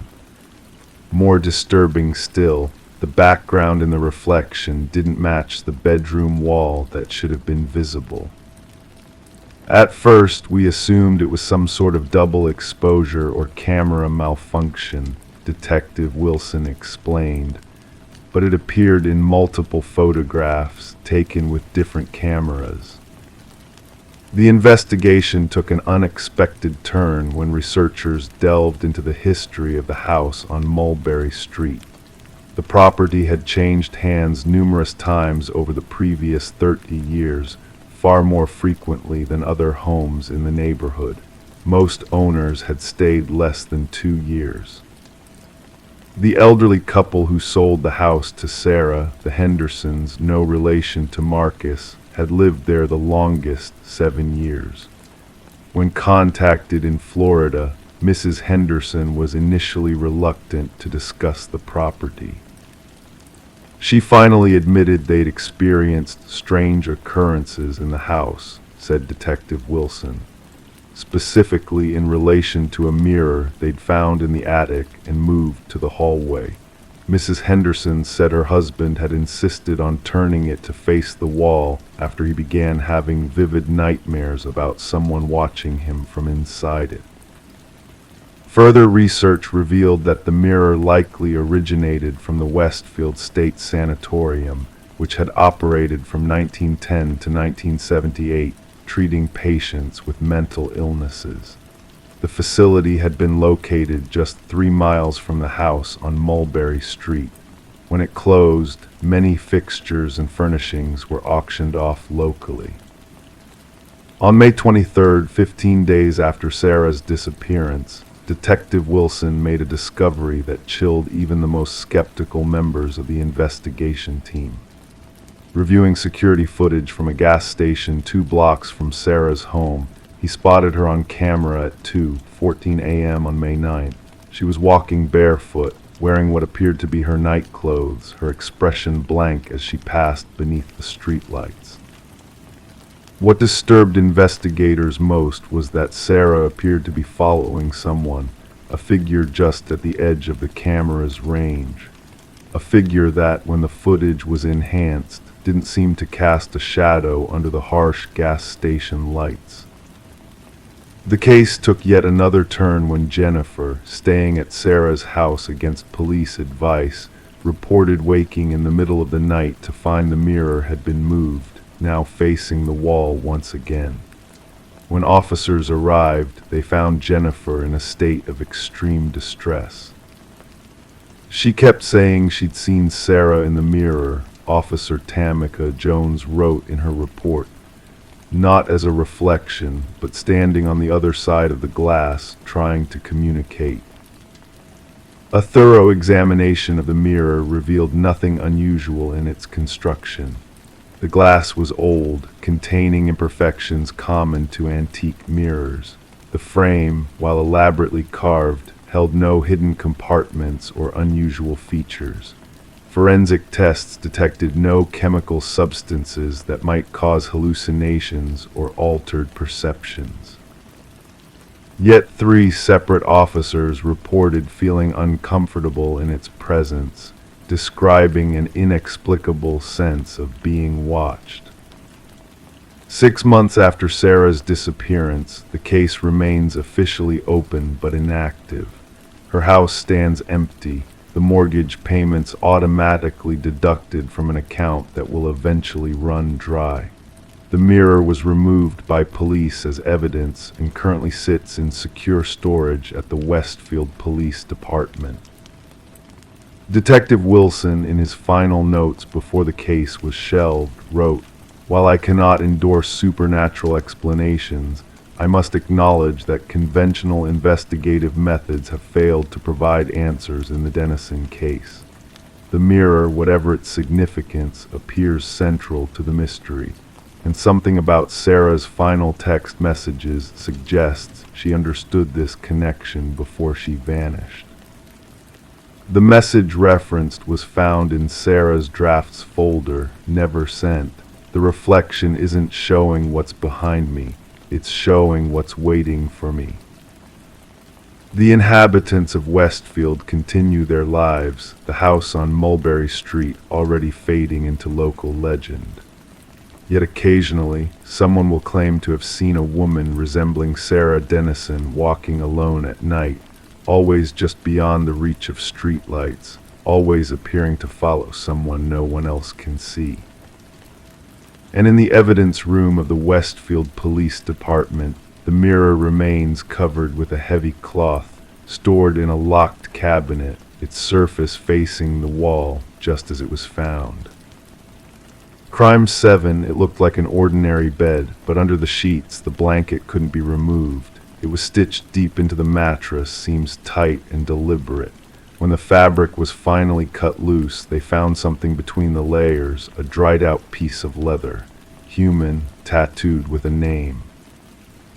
The house at 1428 Sycamore Lane in Bedford, Pennsylvania, had been vacant for 3 months. The previous tenant, Martin Gable, had left without notice, abandoning most of his possessions. The landlord, Eleanor Wyatt, had given him an extra month before deciding to clear out the property and prepare it for new renters. Eleanor had hired a local cleaning service, 2 sisters, Tara and Melissa Conley, who specialized in deep cleaning rental properties. They arrived early on a Tuesday morning in October, the air crisp with the promise of winter. The modest 2-bedroom home looked unremarkable from the outside, its white aluminum siding weathered by years of neglect. The bedroom's the worst, Eleanor had warned them. He was a bit of a hoarder. What Eleanor didn't mention was the smell, a subtle but persistent odor that seemed to emanate from the back bedroom. Not the pungent reek of decomposition, but something more subtle and chemical, like leather tanning solution mixed with the musty scent of old fabric. Tara noticed it first. "Something's not right in here," she said, standing in the doorway of the master bedroom. The room was sparse, just a bed, a nightstand, and piles of old newspapers stacked against the wall, but the bed caught her attention immediately. It was made with military precision, corners tucked tight, surface perfectly smooth. "Who makes their bed before skipping town?" Melissa wondered aloud. When Tara tried to strip the bedding, she found that the blanket wouldn't come off. At first, she thought it was just stuck to the mattress from disuse, but closer inspection revealed tiny, careful stitches running along the perimeter, securing the blanket to the mattress below. "That's weird," she said, calling her sister over. "Look at this. It's like he sewed the blanket into the mattress." Melissa ran her fingers along the stitching. "These aren't amateur stitches. This is careful work." Something about the deliberate nature of the sewing disturbed them enough to call Eleanor, who in turn called the police. Officer Daniel Rivera arrived 40 minutes later, his expression shifting from mild annoyance to professional concern when he saw the bed. "Don't touch anything else," he said, pulling on latex gloves from his pocket. Using a small pocket knife, he carefully cut through the stitching on one corner of the mattress. The blanket peeled back reluctantly, revealing the first layer of the mattress, which also appeared to have been cut open and resealed. That's when they found it tucked between the layers of foam and springs, a piece of what looked like tan leather, roughly 8 inches square. And etched into its surface, in what looked like a professional tattoo, was a name: Sarah Keller. Sarah Keller had been missing for 18 months. A 24-year-old nursing student from State College, she had disappeared after a night out with friends. Her car was found parked near a popular hiking trail outside Bedford, but extensive searches had revealed nothing. Her case had gone cold after 6 months of fruitless investigation. Detective Abigail Morales was assigned to the case. At 43, she had spent 15 years working homicides, but there was something about this discovery that unsettled her more than usual. She arrived at the house on Sycamore Lane as forensics was setting up. "Tell me what we know about Martin Gable," she asked Officer Rivera, who was standing guard at the perimeter of the property. "Not much. Lived here for 3 years, kept to himself. Worked as a leather worker at a custom shop in town. No criminal record." The mention of leatherwork sent a chill through Morales. "Get me everything on him. Bank records, phone, social media, employment history, and I need to know where he is now." As the investigation unfolded, details about Martin Gable emerged slowly, like fragments of a mosaic gradually revealing a disturbing picture. He was 37, never married, and had moved to Bedford from Arizona 5 years earlier. Before that, there were gaps in his history periods where he seemed to disappear from official records. His workshop, a converted garage behind a craft store downtown, was meticulously organized. Tools hung in perfect alignment on pegboards. Jars of chemicals were labeled in precise handwriting. Half-finished projects, wallets, belts, book covers were arranged on shelves. Nothing seemed out of place or suspicious until they found the locked cabinet in the back corner. Inside were notebooks filled with sketches of human anatomy, focusing on skin, its texture, elasticity, and how it might be preserved. And there were photographs, close-ups of tattoos on what appeared to be detached sections of skin, carefully preserved and mounted like specimens. 5 in total, each labeled with a name. Sarah Keller was just one of them. The investigation expanded rapidly. Detectives cross-referenced the other names against missing persons cases. Melanie Thorne disappeared from Pittsburgh 3 years ago. Jason Farrell, last seen at a truck stop in Ohio 4 years back. Teresa Wilmot, a college student who vanished during a camping trip in the Appalachians. And Daniel Cruz, reported missing from his home in Virginia 5 years earlier. All cases had gone cold. None had any obvious connection to Martin Gable. As forensics processed the house on Sycamore Lane, they discovered more evidence hidden throughout the property. In the basement, behind a false wall, they found a small workspace containing specialized tools for leather treatment and preservation. Chemical analysis confirmed what they feared: the leather found in the mattress was indeed human skin, and the tattoo matched one that Sarah Keller had on her upper back, a small compass Rose, her friends, had described to police during the initial investigation. The manhunt for Martin Gable intensified. His face was broadcast across national news. His vehicle description was circulated to law enforcement agencies nationwide, but Martin seemed to have vanished completely. His bank accounts hadn't been touched since he left Bedford. His cell phone was found in a dumpster 3 counties away. The trail went cold at a bus station in Philadelphia, where security cameras had captured him boarding a westbound bus wearing a hat and glasses that partially obscured his face. 3 weeks into the investigation, Detective Morales received a package at the police station. Inside was a leather-bound journal with no return address. The handwriting matched Martin's. "I keep them close to me," the journal began. "They are with me always, their stories preserved in their skin. I am not what you think. I am a curator of lost souls. I don't take their lives, I find them after death has already claimed them. Hikers, drifters, the forgotten ones who perish alone in the wilderness. I give them purpose. I preserve their stories." Morales didn't believe him.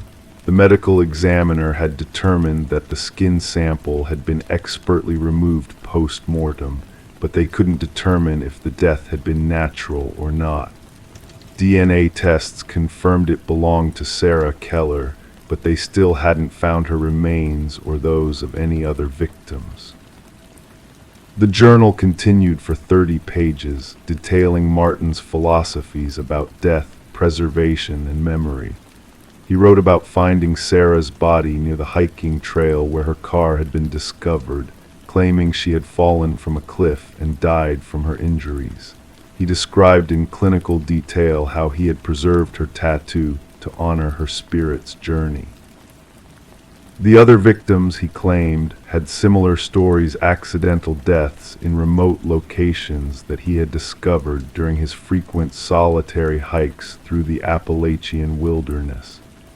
He saw himself as providing a service, ensuring they weren't completely lost to time. 6 months passed. Martin Gable remained at large. The FBI had taken over the case, classifying him as a serial killer despite the lack of definitive proof that he had murdered his victims. Psychological profilers suggested he might be suffering from a rare delusional disorder, believing he was preserving the memories of the dead while actually hunting and killing them himself. Then came the call from Flagstaff, Arizona. A leatherworker named Thomas Milton had been found dead in his workshop, apparently from natural causes. But when police investigated his home, they discovered a familiar setup, specialized tools, preservation chemicals, and notebooks filled with detailed anatomical drawings. And in his bedroom, a blanket sewn into a mattress. When they cut it open, they found another preserved section of tattooed skin. This one didn't match any known missing persons, but the technique was identical to Martin Gable's work.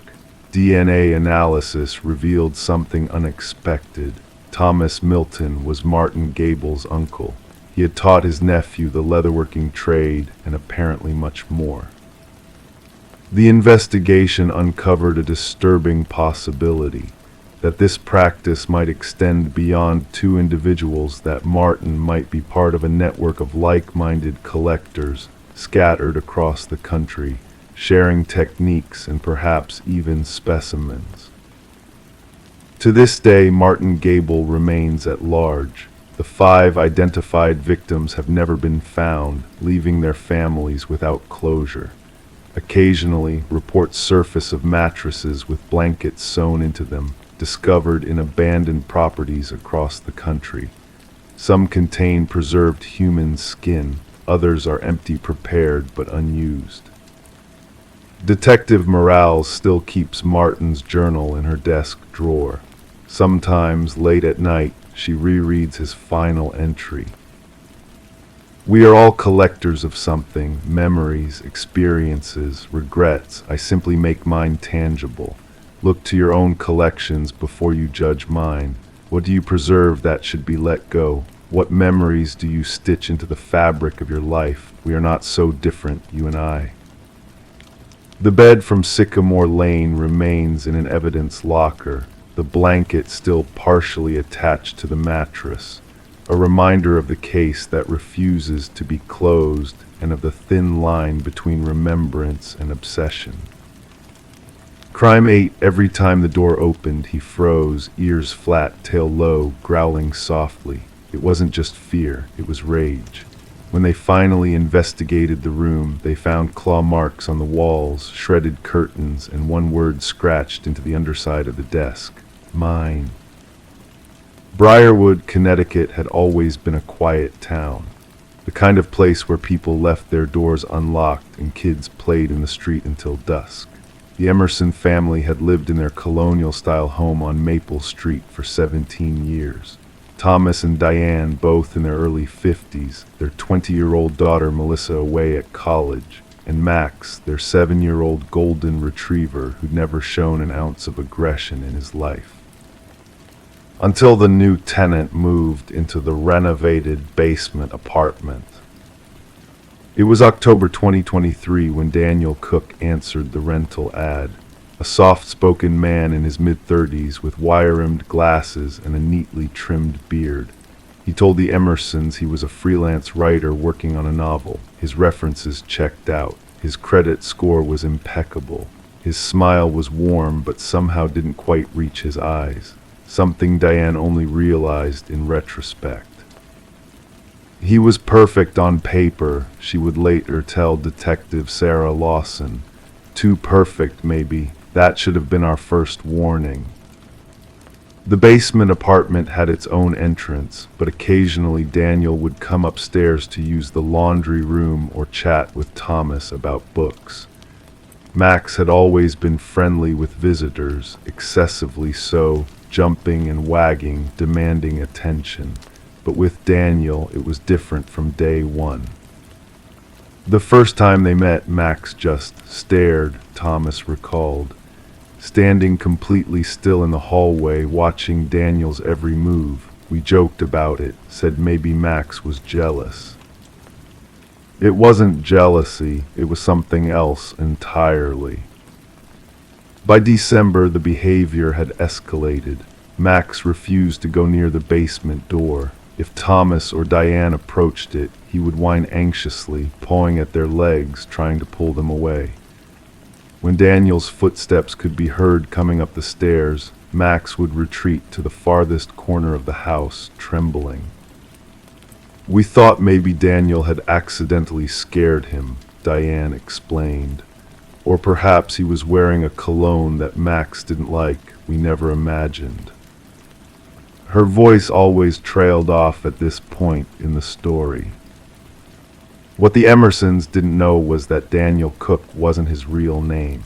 His real name was Edward James Mercer, a former psychology research assistant who had been quietly dismissed from Westfield University 3 years earlier after several students reported uncomfortable interactions with him. Nothing explicitly threatening, just long, intense conversations that left them feeling drained and manipulated. The university had handled it internally. No charges were filed. No record existed beyond sealed HR documents. Edward had a fascination with human isolation and psychological breaking points. His novel was actually a detailed journal of experiments he was conducting, small, subtle manipulations of his environment and the people around him. In January, Thomas and Diane started noticing odd things around the house. Items moved slightly out of place. A family photo turned face down. The thermostat adjusted. At first, they blamed each other or their own forgetfulness. Then they began to wonder if they were losing their minds. I would come downstairs in the morning and find all the kitchen cabinet doors open, Thomas said, just slightly, maybe an inch or two. When I asked Diane about it, she swore she hadn't done it. Max's behavior grew increasingly distressed. He began sleeping pressed against their bedroom door. If they tried to leave him alone in the house, he would howl uncontrollably until they returned. And then there was the room, Daniel's former study upstairs, which the Emersons had allowed him to use occasionally before Melissa returned from college for winter break. That was the room Max refused to enter, the one that made him bare his teeth and growl from the doorway. On February 3rd, Diane was home alone except for Max. Thomas was on a business trip to Boston, and Daniel had mentioned he would be away visiting friends for the weekend. Around midnight, Diane woke to Max barking frantically, not his usual alert bark, but something desperate and afraid. She found him at the top of the stairs, hackles raised, staring down into the darkness below. When she turned on the light, nothing was there, but Max remained agitated, pacing and whining until dawn. The next morning, she noticed the basement door was unlocked. She was certain she had locked it the night before. When Thomas returned, they finally decided to check Daniel's apartment while he was supposedly still away. What they found was disturbing. Walls covered with newspaper clippings about the Emerson family going back months before he had answered their rental ad. Photos taken through windows of them going about their daily lives. A detailed floor plan of their house with notes about their routines, preferences, and psychological profiles. Most disturbingly, they found a collar that belonged to Max, one that had gone missing weeks before, with a small audio recording device attached to it. They immediately called the police. When officers arrived, they discovered something else. A hidden panel in the ceiling of Daniel's closet that led to a crawl space between floors. The crawl space had been modified with small holes drilled into the ceilings of various rooms in the Emerson house, including their bedroom. But Daniel, or Edward, was gone. His few personal belongings had been removed sometime during the night. His rental payments had been made in cash. The references he had provided led nowhere. The driver's license he'd shown them was a sophisticated fake. It was like he vanished, Detective Lawson said, but the evidence suggested he'd been planning this for a long time. This wasn't random. The Emersons were specifically targeted. Why, that question haunted the investigation for months. It wasn't until April that they found a connection. 22 years earlier, Thomas Emerson had served on a jury that convicted a man named James Mercer, Edward's father, of armed robbery. Mercer had died in prison 3 years into his 15-year sentence after a fight with another inmate. Edward had been 11 years old when his father went to prison. 11 years old when he stood in the courtroom and watched 12 strangers, including Thomas Emerson, change his life forever. The Emersons sold their house in May. They couldn't bear to stay, knowing how thoroughly their privacy had been violated. Before they left, they finally entered the upstairs study, the room Max had refused to enter, and did a thorough examination. The claw marks on the walls weren't immediately visible. They were behind the bookcase. The curtains had been subtly shredded at the edges, as if someone had been slowly, methodically damaging them over time. And under the heavy oak desk, etched with what appeared to be a small knife, was that single word, mine. Forensic analysis later revealed traces of a sedative in the home's HVAC system, not enough to cause significant harm, but enough to induce mild confusion and paranoia over time. Edward had been conducting a slow, calculated psychological experiment, watching as the Emersons began to doubt their own perceptions. To this day, Edward James Mercer remains at large. The FBI has linked him to at least 2 other cases in neighboring states with similar patterns, renting rooms from families and slowly manipulating their environments. In both cases, the family dog was the first to sense something wrong. As for Max, he recovered once they moved to their new home in Vermont. But Thomas and Diane notice he still sometimes stops and stares intently at empty corners, as if seeing something they cannot. People dismiss animal instincts, Detective Lawson commented in her final report on the case. But sometimes they're the only warning we get. The Emersons are lucky Max was there. I shudder to think how far Edward might have taken his experiment if they hadn't discovered what was happening. The case remains technically open, but leads have gone cold. Edward's psychological profile suggests he's methodical enough to have established a completely new identity by now. Sometimes, late at night, Diane Emerson still checks that all the doors and windows are locked, and she always listens when Max growls. Because some predators don't look like monsters, some wear wire-rimmed glasses and have perfect credit scores, some move into your home and study you like insects under glass, some seek revenge for wrongs decades old with patience that borders on pathological. And sometimes the only one who can sense the danger is the family dog who refuses to enter the room. Crime 9, they were pristine white, clean, all hanging on a single long rack, 10 dresses, all slightly different but all worn. In the corner sat a crate filled with veils and shoes. A Polaroid was pinned to the shed wall, 10 women lined up in front of a chapel. None of them had names, only numbers. When Eliza Barnes purchased the small bungalow on Sycamore Lane in the quiet town of Millfield, Connecticut in the fall of 2018, she had been drawn to its quaint charm and the sprawling garden that came with it. The elderly previous owner, Herbert Caulfield, had passed away after living there for over 40 years. The real estate agent mentioned that Herbert had been a widower living alone since his wife Margaret died in the late 1970s. The property had sold below market value, something about needing to settle the estate quickly. Eliza didn't think much about the garden shed during the first few months. Winter came early that year, and the garden lay dormant under a blanket of snow. It wasn't until the following April, when the daffodils began to emerge and Eliza felt the urge to start gardening, that she decided to check what tools the previous owner might have left behind.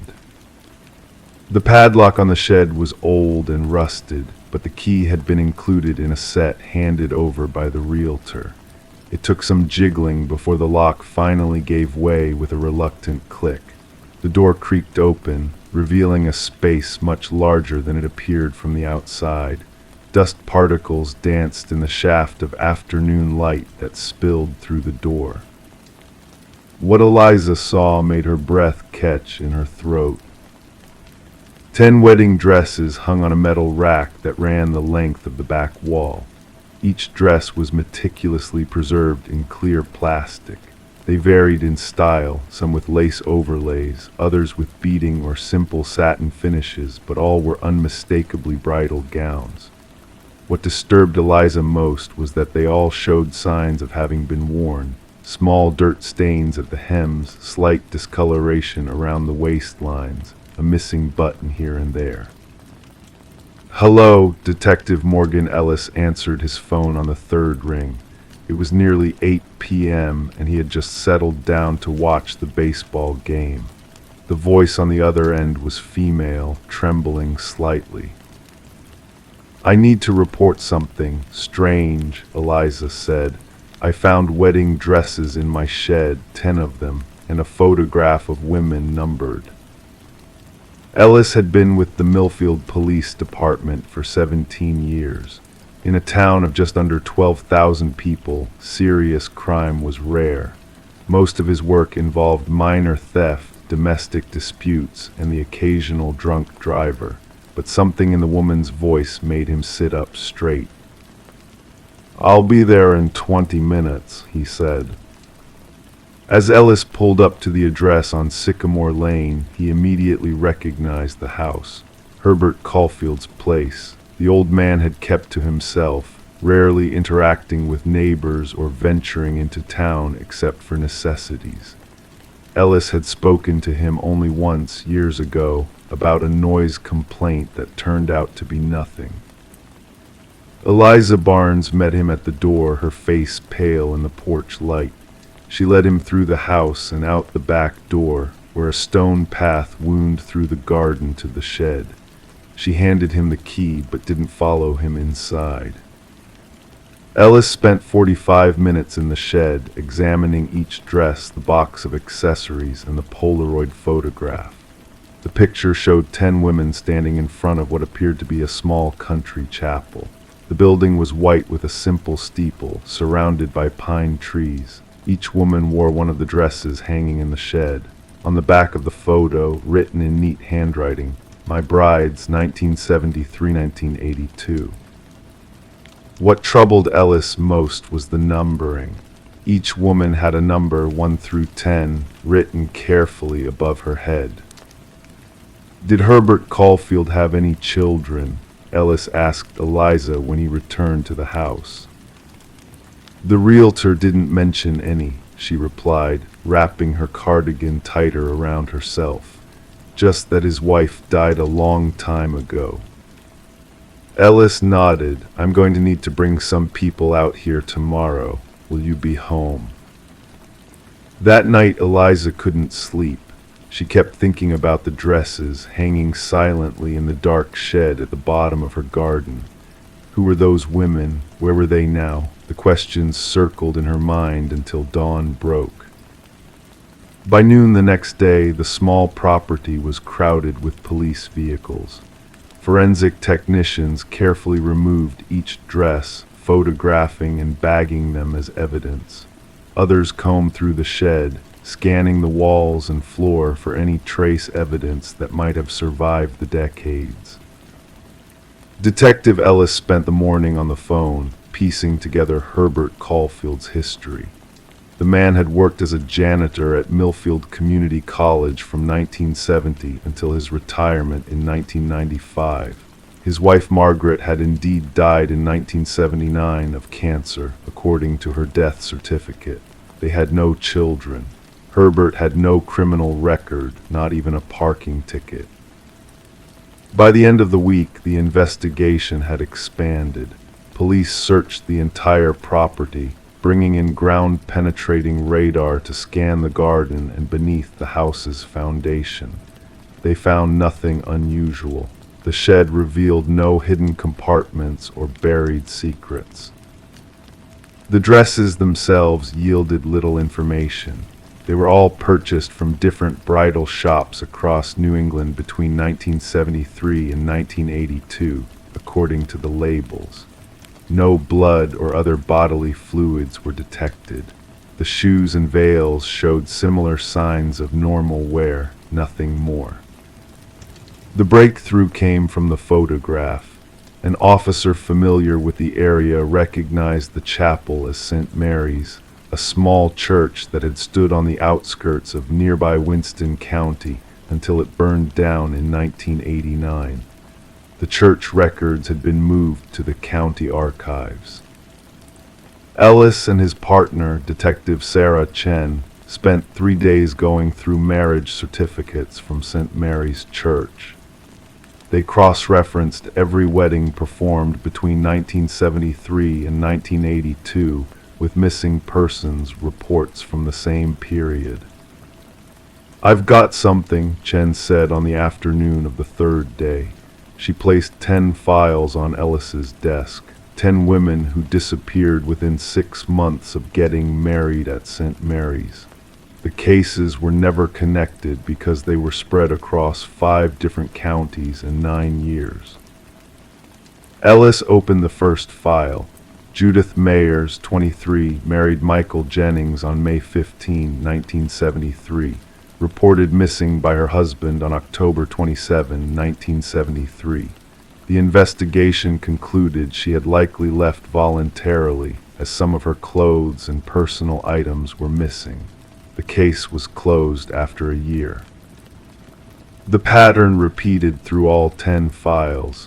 Young women, newly married, disappearing within months of their weddings. In each case, evidence suggested they had left of their own accord. Notes left behind, personal items taken, no signs of struggle. But why would Caulfield have their wedding dresses? Ellis wondered aloud.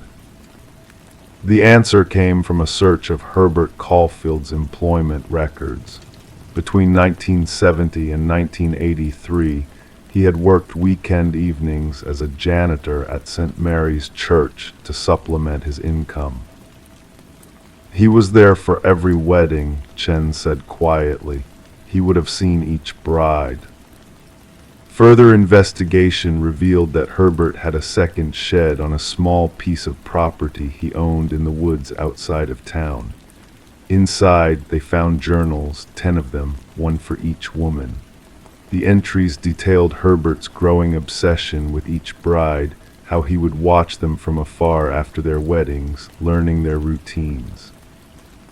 The journals described how he convinced each woman to leave with him, promising them a new life away from husbands they had quickly grown to regret marrying. He had been charming, patient, gaining their trust over months. The final pages of each journal were identical, a detailed account of a wedding ceremony Herbert performed himself at the chapel after hours, where he would marry each woman before driving her to his cabin in the mountains of Vermont. The journals ended there, with no mention of what happened afterward. Despite extensive searches of the Vermont property, no remains were ever found. Herbert Caulfield had taken his secrets to the grave. The 10 women remained missing, existing only as numbers on a photograph and as dresses hanging in a garden shed. Eliza Barnes eventually sold the house on Sycamore Lane, unable to live with the knowledge of what had happened there. Before leaving, she planted 10 rose bushes in the garden, one for each missing bride. They bloom white every spring, a memorial to women whose stories might otherwise have been forgotten.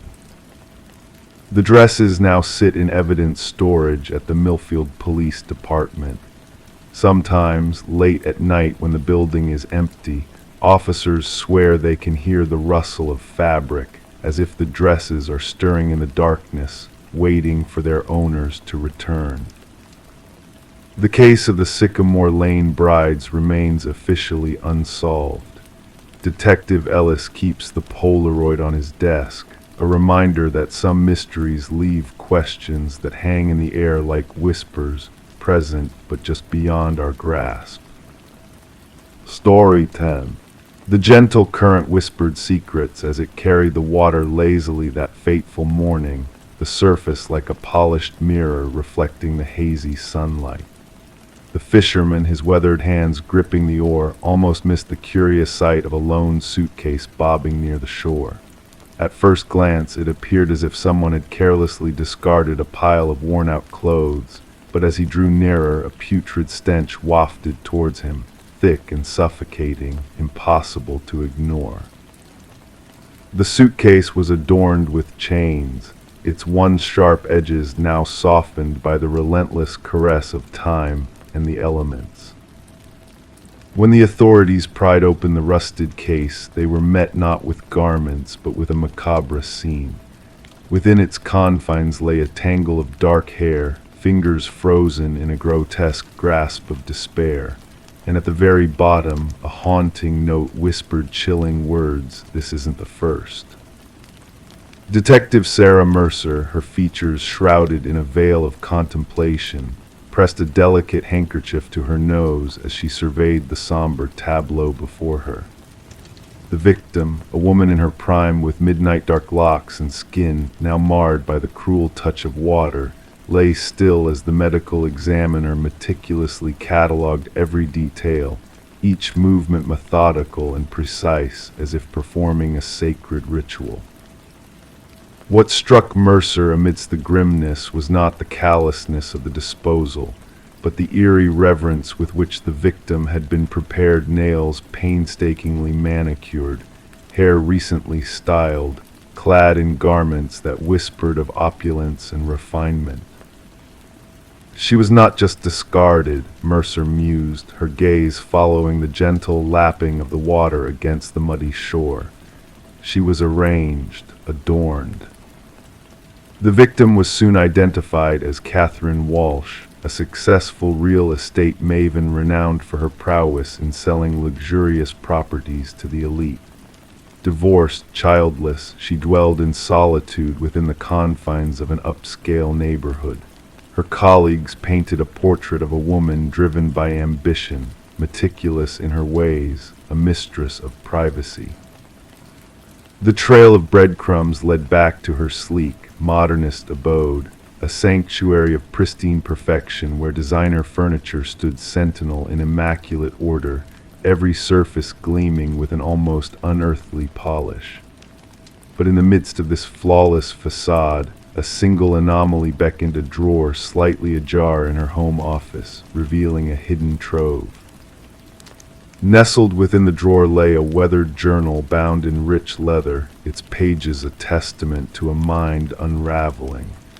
The final entry etched in ink read, "He's watching again, same car, different plates." As the digital footprints of Walsh's online life were unearthed, a chilling pattern emerged. Dozens of messages from unknown senders, all bearing the same ominous phrase, "I see your perfection." A meticulous chronicle of uninvited surveillance, a sinister dance of shadows in the digital realm. Detective Mercer, her mind a tapestry of deduction and intuition, pieced together the fragments of the puzzle. The care lavished upon the victims, the meticulous display of their final moments, it was not born of rage, but of a twisted ritual, a dark sacrament to an unseen deity of perfection. The breakthrough arrived from an unexpected quarter, a local pawn shop owner recognizing Walsh's distinctive emerald necklace among his wares, absent from her belongings. The pawn ticket bore a name: Michael Linden, an unassuming maintenance worker with a penchant for blending into the background. Surveillance footage wove a damning tapestry of Linden's movements, a spider spinning its web of deceit around his unsuspecting prey. His apartment, a canvas of madness, whispered tales of obsession as photos of Walsh and other women adorn the walls, their likenesses captured in stolen moments, their lives dissected in eerie detail. A hidden shrine concealed behind a false wall painted a portrait of madness, a lock of hair, a stained tissue, keys to lives stolen, all meticulously catalogued in a twisted homage to his victims. As the interrogation room echoed with the weight of unspoken horrors, Linden, his demeanor as placid as a tranquil lake, finally uttered the chilling truth. They were flawed, he intoned, his voice devoid of emotion.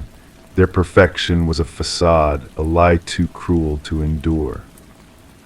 The search for the missing links in his sordid tale led investigators to remote corners, where two more suitcases revealed the grim echoes of Walsh's fate, women akin in appearance, in profession, in the pursuit of an unattainable ideal of flawlessness.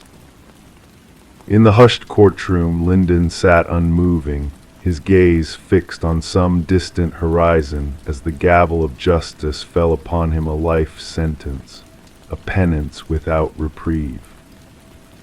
For Detective Mercer, the chapter closed, but the specter of unanswered questions lingered in the shadows. What specter haunted Linden's fractured psyche, driving him to extinguish the light of perfection he so fervently sought in others?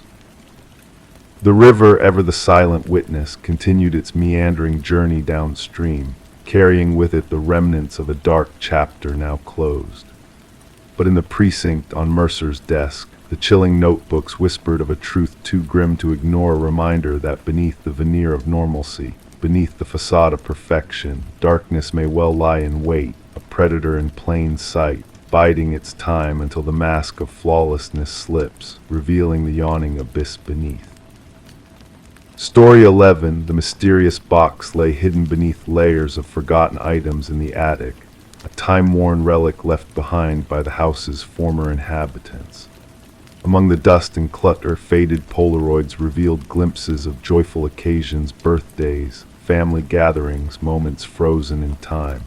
All seemed ordinary, innocent, until she reached the final photograph. In that image captured within her own living room, familiar furniture, the same curtains, but a family she did not recognize. And there, almost imperceptible in the shadows, a man stood in the hallway watching. Rebecca felt a shiver slide down her spine as she scrutinized the photograph. Her fingers quivered slightly, causing the edges of the Polaroid to tremble. The family in the picture, a woman with golden locks, a man with thick glasses, and two children smiled at the camera, oblivious to the figure lurking in the background, their expressions frozen in happiness while danger loomed close by. Descending the creaking wooden stairs, Rebecca carried the photo to the kitchen. The house, always feeling too vast, too empty since she moved in 4 months prior, now felt oppressive. Placing the photograph on the counter, she gazed at it under the harsh glow of fluorescent light. The resemblance was uncanny, the archway, the crown molding, the bay window welcoming the morning sun. This was her home, yet these faces were strangers. Detective Morgan arrived, clad in a worn leather jacket hinting at past investigations. His eyes, sharp and observant, scanned the photograph meticulously. Running a gloved finger along the Polaroid's edge, he turned it over to find a blank back. "What do you know about the previous owners, the Nelsons?" he inquired, his voice a deep rumble. Rebecca confessed very little. The sale was handled through a realtor, and they had already relocated out of state. Nodding, Morgan's expression revealed nothing as he said, "May I take this? Our team might be able to identify the family in the photo." The investigation commenced quietly. Rebecca delved into the history of the house's former occupants. The Nelsons had bought it from the Crawfords, who had resided there for 7 years before vanishing abruptly. Prior to them, the Mornos had owned the property for nearly a decade. Detective Morgan traced back through property records, interviewing old neighbors, constructing a timeline of residents. A breakthrough arrived unexpectedly. A retired mail carrier recognized the family in the photo. The Sutherlands, he stated with certainty. They lived in that house for about a year before disappearing without a trace. Mail piled up before being returned, and it was assumed they had moved unexpectedly. The Sutherlands gone without a trace. 4 individuals vanished, leaving no clues. No forwarding address, no school records for the children, no trace of their cars or bank accounts. It was as if they had simply ceased to exist. Forensic analysis dated the Polaroid to 15 years prior. Details in the photo indicated it was taken using a timer, with the subjects positioned unnaturally still. But if the Sutherlands set up the camera, who was the mysterious figure in the hallway? Enhanced imaging unveiled more about the shadowy presence. Tall male, clad in dark attire, his face obscured but his intent gaze evident. He seemed to belong there, as if he had every right to be in that house. Detective Morgan uncovered a chilling pattern. Before the Sutherlands, another family had lived in the house for precisely 1 year before disappearing, and before them, yet another. 5 families in 5 years, all vanishing without a trace, always after a year of residency. Rebecca had been in the house for only 4 months. Delving further into historical records, the investigators unearthed information about the architect who built the house, a man named Samuel Whitfield. Renowned, yet he vanished near the project's completion. His replacement, Whitfield, finished the construction. A single photo of him existed in police archives, a tall, gaunt man with piercing eyes. When digitally aged and compared, the resemblance between Whitfield and the figure in the Polaroid was striking. However, Whitfield reportedly died in a construction accident shortly after completing the house. His body never recovered. The basement became the focal point of the investigation. Ground-penetrating radar identified anomalies beneath the concrete floor, irregularities in density. As jackhammers broke through, a putrid odor wafted forth. Beneath layers of concrete and earth, they discovered them. The Sutherlands, alongside every other missing family, perfectly preserved in the cool, dry soil. Among their possessions lay a camera, the same one used to capture the attic photograph. Dozens more photos emerged, each depicting a different family, smiling, unaware of the figure lurking in the shadows. The house was cordoned off as a crime scene. Rebecca would never return. As investigators cataloged evidence, they stumbled upon a hidden crawlspace in the attic, concealed behind a false wall. Inside, a cot, photography equipment, and a journal filled with meticulous observations of the families. The last entry, dated 3 days earlier, read, "The new one is different. She discovered my photograph too soon. I must quicken my pace." Under police protection, Rebecca sought refuge in a hotel. One night, her slumber disturbed by a ringing phone. Answering, she heard only breathing, followed by the mechanical click of a Polaroid camera. The investigation remains ongoing. The house stands vacant, its windows dark, its secrets shrouded.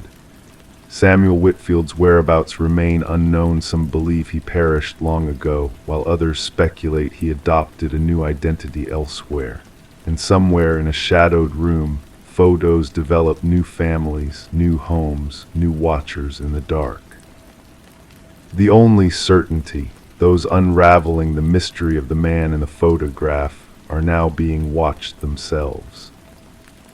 Story 12. As she placed her weight on the wooden plank, it shifted beneath her foot, a subtle movement that caught her attention. Curiosity piqued. She knelt down and traced her fingers along the edges, sensing a hidden gap beneath the seemingly solid floor. With gentle precision, she lifted the boards, unveiling a dark, narrow space that lay concealed beneath her new home. At first glance, all she could see was dust and cobwebs, but as her eyes adjusted to the dimness, shapes began to materialize. A mattress, a chair, and tucked away in the shadows, a weathered notebook filled with pages upon pages of a single name, her own name written over and over again.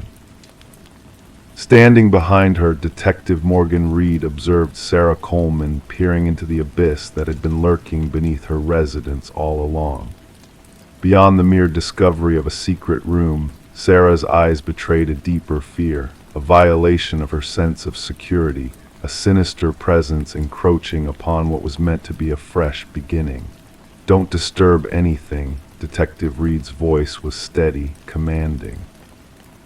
With a click, her flashlight pierced the darkness, revealing walls adorned with surveillance photos capturing Sarah's every move, entering her car, stepping into buildings, conversing with friends. A chilling shrine of obsession that had remained hidden beneath her very feet. Sarah had acquired the quaint cottage from the estate of an elderly man named Walter Green, who had passed away without leaving any known kin. The property had sat vacant for months before Sarah's purchase, described in real estate listings as charming and in need of minor touch-ups. No mention had been made of anything peculiar during inspections or negotiations. "I never met him, the previous owner." Sarah's voice was barely a whisper. The neighbors mentioned he was reclusive. "I was told that basement access had been sealed off long ago. That's what the inspection report stated." Forensic teams arrived, their tools clattering against the wooden floors as they entered the hidden chamber. They meticulously documented the scene, collecting evidence and eventually removing the mattress, chair, and notebook hidden below. Analysis of the space uncovered an array of fingerprints, all belonging to Walter Green. But what disturbed investigators most was the timeline they unraveled. Through utility records and dated photographs found in the hidden room, it became clear that Walter had been surveilling Sarah for at least 3 years prior to his demise. He had shadowed her at community events, frequented the same grocery stores, and even visited the cafe where she occasionally worked. Yet Sarah had remained oblivious to his presence. This level of fixation often progresses, the department psychologist remarked during a debriefing. The obsession shifts from fantasy to preparation. The hidden room suggests he was gearing up for something more direct. Detective Reed's investigation took an unexpected turn when she interviewed one of Walter's former co-workers from the maintenance department at a local shopping center. The man appeared uneasy, fiddling with his wedding band as they spoke. Walter would mention her from time to time, he confessed. He'd say she reminded him of someone. I thought it was just harmless rambling. I never imagined. His voice trailed off, his gaze fixed on his hands. Did he ever discuss any plans involving her? Reed probed, not exactly plans, but he had this phrase he'd repeat. He'd say, "She belongs with me." I assumed it was just talk. Securing a warrant, Reed delved into Walter's workplace locker, undisturbed since his passing. Inside, they discovered a key that didn't correspond to any locks in Walter's home. Tracing the serial number led them to a storage unit registered under his name. With a grating sound, the metal door of the unit slid open, revealing a meticulously arranged set of furniture mirroring Sarah's old apartment, replicas of her bed, desk, and even her living room setup. Walter had recreated an exact duplicate of her living space, down to the smallest details. A mannequin sporting a wig identical to Sarah's hairstyle sat at the replica desk. The most unsettling sight was a calendar marked with a date just 1 week after Walter's sudden demise from a heart attack. The date was encircled in red, bearing a single word: together. Further investigation unveiled Walter's history of institutionalization in his youth due to an intense fixation on a female teacher, diagnosed as erotomania delusion, where the subject believes the object of their obsession reciprocates their feelings despite evidence to the contrary. Released into society, Walter lived decades without incident until something in Sarah triggered his dormant tendencies. Spread out on the conference table at the police station, crime scene photos painted a grim picture. In his mind, he passed believing they shared a special bond. To him, their union was inevitable, Detective Reed remarked. Is it possible she encountered him somewhere, sparking this fixation? Another detective inquired. Reed shook her head. No trace of any encounter. Sometimes these obsessions require very little. A passing smile, a lingering gaze. For someone with his background, that might have been enough. Choosing to part ways with the house, Sarah couldn't shake the unease that clung to the walls. During the final walkthrough with her real estate agent, she stood in the living room, arms wrapped around herself. I can't help but wonder what might have unfolded if he hadn't passed away when he did, she murmured. How long would I have resided here, unaware of his watchful eyes, unaware of the secrets hidden beneath my very floorboards? With Walter's passing, the case was officially closed, labeled as stalking with intent to abduct, even though the abduction itself never came to pass. Psychiatric evaluations of the evidence suggested that Walter had intended to confine Sarah within either the hidden room or the storage unit. Sarah relocated, altering her routines and guarding her personal information more closely. Detective Reed periodically checked in on her, a silent acknowledgement of how narrowly Sarah had escaped becoming another tragic statistic, another victim. The cottage found new owners, a young couple unaware of its dark past. The hidden room was sealed, the floorboards replaced. Life marched on. Yet for those privy to the truth, the tale of the enigmatic chamber beneath the floor served as a haunting reminder of the unseen perils that lurk, of monsters who evade capture, and of the countless victims who remain unaware of the perilous proximity of their own demise. Story 13, the old apartment exuded a sense of history, its walls holding onto secrets whispered through the years. The heating system groaned softly, the pipes rattling like murmurs of the past, a familiar symphony of the building's aging bones. She, the inhabitant of this time-worn space, had grown accustomed to these nocturnal lullabies, finding solace in their predictable cadence. But one night, a subtle shift in the symphony caught her attention, a voice, delicate yet distinct, weaving through the metallic whispers carried by the vents. It wasn't the ordinary sounds of neighbors or the building settling. It was a whisper calling her name in the shadows of the night. Intrigued, she pressed her ear against the cold metal grate, her heart quickening with a mixture of fear and curiosity. A soft breath of icy air brushed past her cheek, and then almost teasingly the voice spoke again. "I know you can hear me." Detective Morgan Shaw, a figure of calm amidst the eerie atmosphere, stood in the center of the silent apartment, her gaze unwavering on the rusted vent cover that had been forcibly removed from the wall. The forensics team moved with precision around her, capturing the scene with flashes of light from their cameras. The missing woman, Alina Reeves, had left a void that lingered for 7 days until the scent of decay finally drew attention.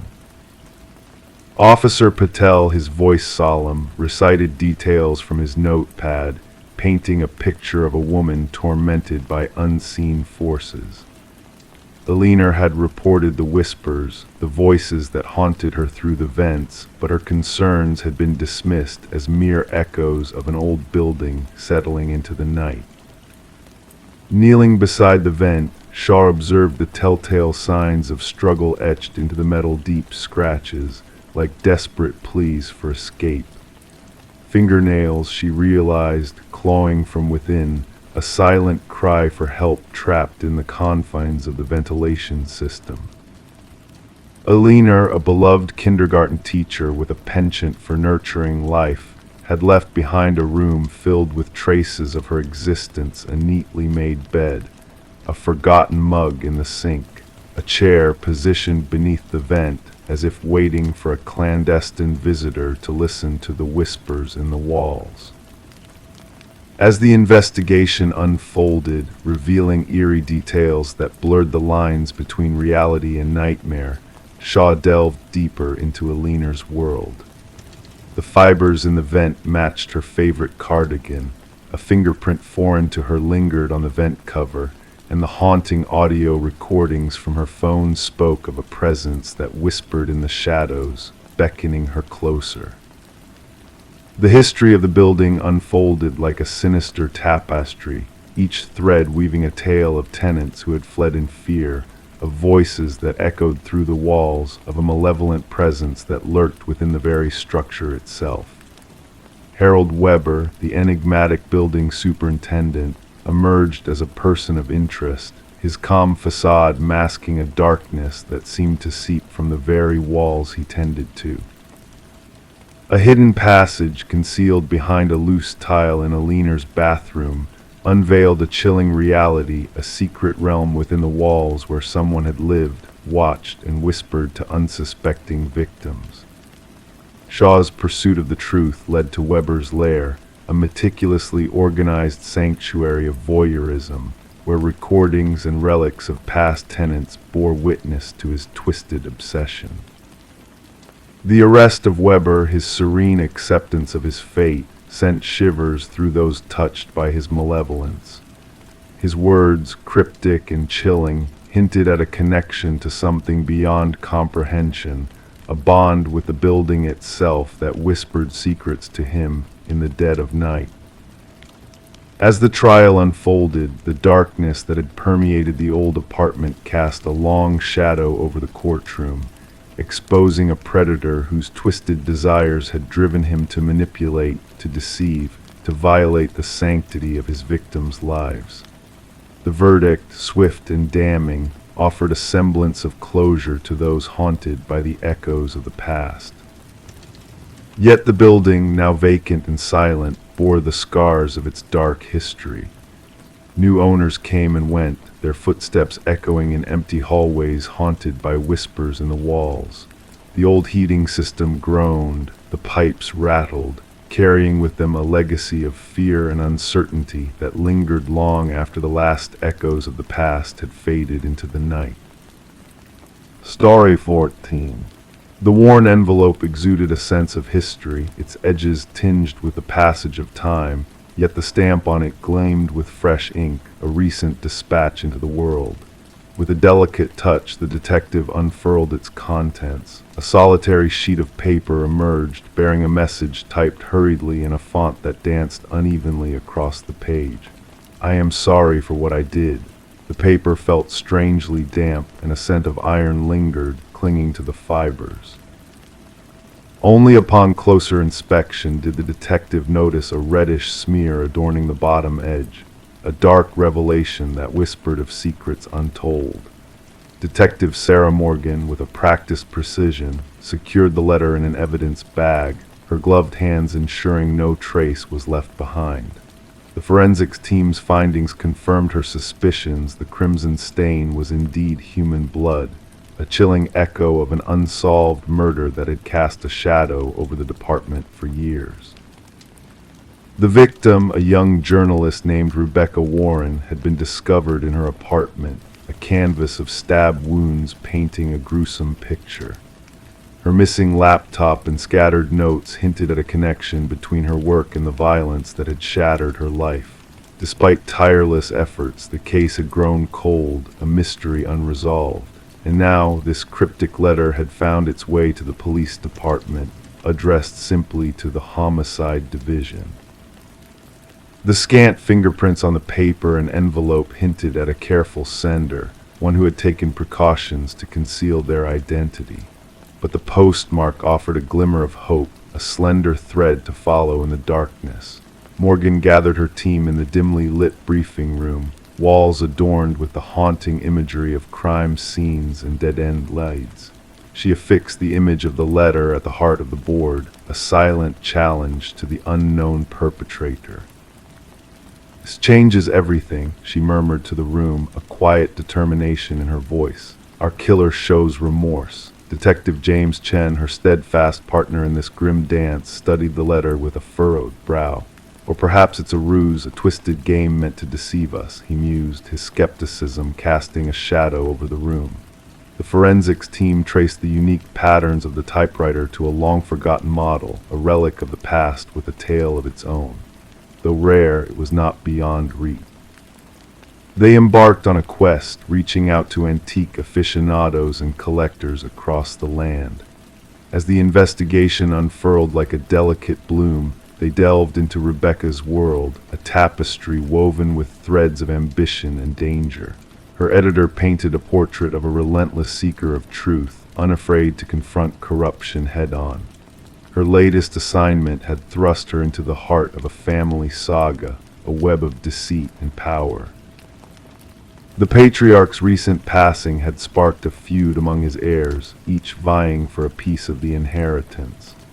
The detectives turned their gaze to Rebecca's lover, Michael Barnes, once a pillar of strength, now a figure shrouded in uncertainty. In the glow of new revelations, cracks in his facade emerged furtive glances, trembling hands betraying a hidden truth. She spoke of shadows following her, he confessed, his voice a whisper in the room's hushed stillness. I brushed it off as paranoia, a byproduct of her investigations. I should have listened. While the detectives pursued this fragile light, a second letter materialized, a mirror to the first in its cryptic message and chilling contents. She delved too deep into family secrets, into the sins of the past. It was never meant to end this way. The trail led them to the mansion of the deceased patriarch, where they confronted the eldest son, Richard, a man cloaked in shadows of his own making. His collection of antiquities held a secret trove of vintage typewriters, each whispering tales of bygone eras. His smooth explanations crumbled under scrutiny, revealing a facade carefully crafted. The breakthrough shimmered into view when fibers on the envelopes pointed to custom stationery belonging to the youngest daughter, Eleanor. A confession unraveled, exposing Richard's request for her stationery weeks prior. A search of Richard's domain unearthed a hidden chamber, a repository of obsession and malice. Newspaper clippings, surveillance relics, and a vintage typewriter, the tools of a killer laid bare. The blood spoke the truth, a damning link to Rebecca herself. And in a twist unforeseen, the tendrils of connection wound around Michael and Richard, their ties of blood and betrayal laid bare. Financial transactions whispered of dark bargains struck in shadows, of secrets too heavy to bear. Michael crumbled beneath the weight of guilt, his words a torrent of remorse and regret. "I never intended harm," he confessed, the burden of truth heavy upon his shoulders. It was a ploy gone awry, a tale spun too far. The puzzle neared completion when Eleanor unveiled a hidden recording, a hushed conversation capturing Richard's chilling decree. "Silence her once and for all," his voice echoed in the dimness, a sentence of death sealed. Richard's flight from justice was short-lived, his capture a victory in the dance of shadows and light. The courtroom became a stage of reckoning, a theater of justice where the echoes of the past clashed with the present. Richard's protestations of innocence rang hollow against the weight of evidence, a tapestry woven with threads of deceit and malice. The jury's decision came swift and sure, a verdict etched in stone. As Richard faced his reckoning, Detective Morgan approached Rebecca's kin, a silent offering of solace in a storm of grief.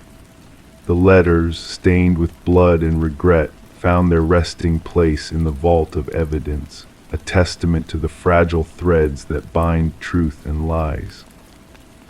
The tale of Rebecca Warren whispered through the halls of the academy, a cautionary note in the symphony of justice, a reminder that even the darkest secrets cast shadows, and that the echo of remorse can be the bane of those who dwell in the realm of shadows and secrets.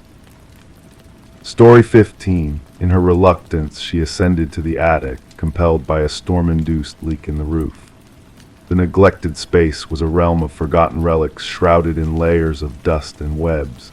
Nestled in the distant corner rested an ancient dollhouse, intricately detailed, its minuscule furnishings meticulously arranged. Yet as she gazed within, a twist of unease gripped her stomach. The figures occupying the miniature abode were not mere dolls, but exquisitely carved replicas of her own kin. Each diminutive figure positioned precisely as they sat downstairs, except for one. The figure intended to portray her stood by the attic's threshold. Rebecca Morgan traced her finger along the dollhouse's roof, feeling the groove where the small wooden figure stood. A chill coursed through her being, unrelated to the frigid draft whispering through the rafters. The dollhouse had no place there. This was not her childhood abode, but a temporary dwelling her family had recently inhabited. The chronicle commenced with Rebecca's frantic summons to law enforcement.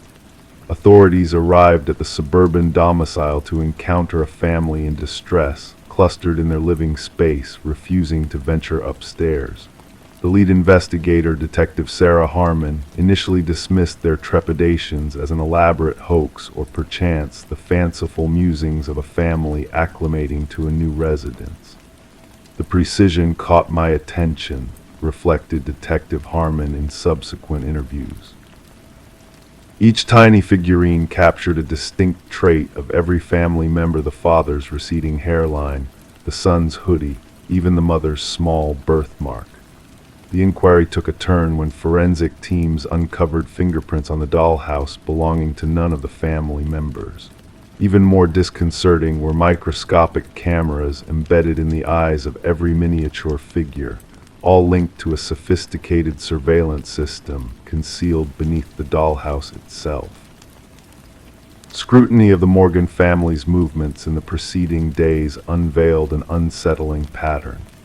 The positions of the figures in the dollhouse not only mirrored the family's seating that evening, but replicated exact stances from various days, indicating someone had observed them long enough to discern their routines. We realized this was not a mere case of stalking, expounded Detective Harmon. The perpetrator exhibited an obsession seldom documented in criminal psychology. A concealed entrance to the basement was uncovered, discreetly veiled behind a false pantry wall. Inside, investigators stumbled upon a makeshift living quarters with evidence suggesting an individual had dwelled there prior to the Morgans' arrival. Discarded food wrappers, water bottles, and a sleeping bag hinted at the intruder's extended stay beneath the family's feet. What confounded investigators most was the absence of forced entry. Property records disclosed the house had remained uninhabited for nearly a year before the Morgans' occupancy. The former owners, an elderly couple, had both passed away within close succession. Their son had overseen the estate's sale and subsequent rental of the property. Interrogations with neighbors yielded scant information. Most had observed nothing out of the ordinary, though one elderly resident mentioned sporadically spotting lights within the house during its vacancy. I presumed it was the real estate agents showcasing the property, she recounted to investigators. Never did it occur to me that someone might be residing there without authorization. A breakthrough emerged through digital forensics. Scrutinizing the surveillance system linked to the miniature cameras, analysts traced the data to an external server. The IP address led investigators to a modest apartment across town. Inside, walls adorned with photographs of the Morgan family and previous residents of the house greeted them. Detailed journal entries chronicled the daily routines of each family member with unsettling accuracy. The most harrowing revelation was a workshop housing numerous partly constructed dollhouses, each representing distinct residences in the vicinity. The apartment belonged to Martin Wells, the son of the previous homeowners. Financial records unveiled mounting debt following his parents' demise. Instead of selling the property outright, he had fashioned a covert living space, persisting in residing there while collecting rent from unsuspecting tenants. The dollhouse served as his command center, explicated the forensic psychologist assigned to the case. Each figurine symbolized someone under his surveillance. Rebecca's figure by the attic door wasn't a threat, it was his acknowledgement of her discovery of his spying apparatus. Throughout questioning, Wells remained eerily composed as he expounded on his motives. They dwelled in my home, slumbered in my parents' chamber. I needed assurance they treated it with reverence. When probed about the positioned figures, he merely remarked, I desired them to recognize my perpetual observation.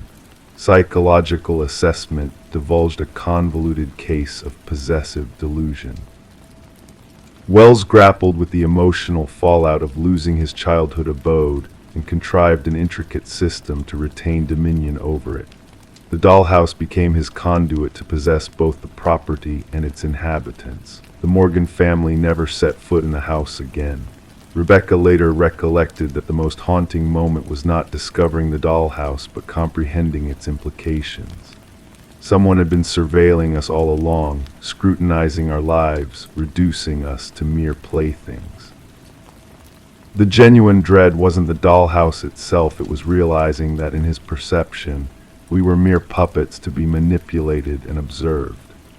Wells faced multiple charges of stalking, invasion of privacy, unlawful surveillance, and trespassing. The case spurred a reevaluation of real estate disclosure regulations concerning deaths on properties and the obligation of agents to ensure residences are properly vacated before new occupants move in. During sentencing, the judge highlighted the profound violation the Morgan family had endured. You didn't solely intrude upon their home, you encroached upon their sense of security and independence. You witnessed their most intimate moments and replicated them for your gratification. What renders the case particularly troubling to criminologists is how long Wells might have operated unnoticed had Rebecca not uncovered the dollhouse. Forensic scrutiny of his journals hinted at his clandestine residency within homes for nearly 2 years, transitioning from one property to another, fashioning dollhouses of each family under observation. The Morgan family eventually located a new abode far from the scene, yet Rebecca confessed in her victim impact statement that she still inspects closets and crawl spaces routinely. She eradicated all dollhouses and miniatures from their new residence. "Some days I still sense a presence watching me," she disclosed. "I ponder if somewhere someone is manipulating a miniature version of me in a dollhouse I have yet to discover." Story 16, the real estate listing made no mention of a basement. The blueprints held no inkling of its existence. Yet as the family peeled back the worn carpet, they uncovered a hidden door beneath, a door with a handle weighed down by rust, demanding the strength of 3 to pry it ajar. Stale air, heavy with the aroma of damp earth, wafted out to greet them. Descending steps disappeared into darkness, beckoning them forward. Anticipating a storage space, they instead stumbled upon a solitary chair bathed in the gentle sway of a lone light bulb above, and on the wall behind, a sequence of photographs depicting them, images captured from within the confines of their own home.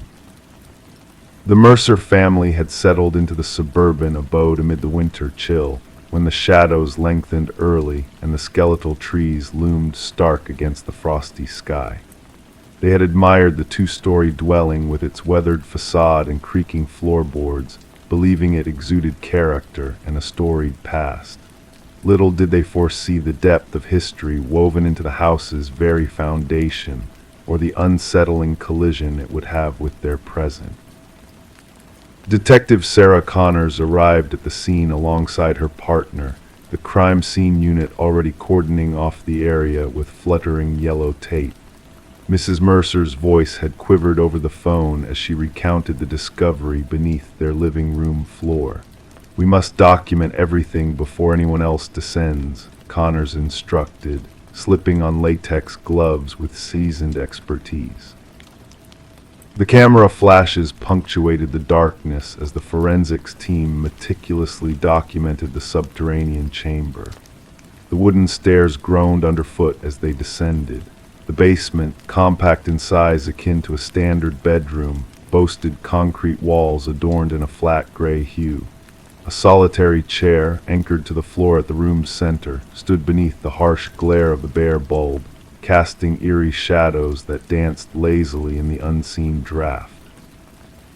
Yet it was the lineup of photographs that seized their attention, 37 snapshots meticulously arranged in a temporal sequence. "These date back almost a month," remarked Connor's partner, scrutinizing the timestamps inscribed on the reverse of the prints. "Look at this one, Mrs. Mercer dozing on the sofa. Mr. Mercer seated at the kitchen table, the children in their chambers. Despite exhaustive investigation, no evidence of forced entry surfaced, no shattered windows, no tampered locks. The security system had remained inert, nothing had been filched. Only their privacy had been violated, along with any semblance of security they once held." Forensic analysis unveiled a multitude of fingerprints throughout the basement, predominantly belonging to previous proprietors of the residence. An examination of records disclosed that the house had changed hands 6 times within the last decade, each family departing within a year and selling at increasingly depreciated prices. None had ever alluded to the presence of a basement. "We must interrogate every former owner," Connors asserted, flipping through her notepad. The case spiraled into deeper disconcertion as they retraced the property's lineage. Discrepancies in property records emerged, blueprints altered between transactions, permits submitted and subsequently retracted, inspection reports heavily censored. A breakthrough surfaced during the interrogation of the contractor who had overseen renovations 7 years prior. His countenance blanched upon glimpsing photographs of the basement. "That chamber is non-existent," he vehemently maintained, his hands quivering. "I gutted that space down to the very bones. There was no basement, no door, only soil and concrete beneath the living area." Data retrieved from a concealed memory card nestled within the light fixture unfurled hundreds more images on their evidence boards, not solely of the Mercers, but of earlier families. Children in slumber, parents embroiled in disputes, intimate moments, mundane routines, all surreptitiously captured by an intruder who should never have been present. The investigation took a sinister turn upon unearthing audio files from a weatherproof container buried in the basement's recesses. Recordings of conversations held in the master bedroom, the kitchen, the living space. The audio quality hinted at sophisticated microphones clandestinely stationed throughout the residence, though none had been unearthed during the initial sweep. "We must dismantle every wall," Connors commanded, her tone laced with urgency. "Inspect within the air vents, light fixtures, electrical outlets. The perpetrator has been surveilling these families for years." Concealed beyond the photograph-laden wall, investigators stumbled upon a narrow passageway leading to a diminutive monitoring hub.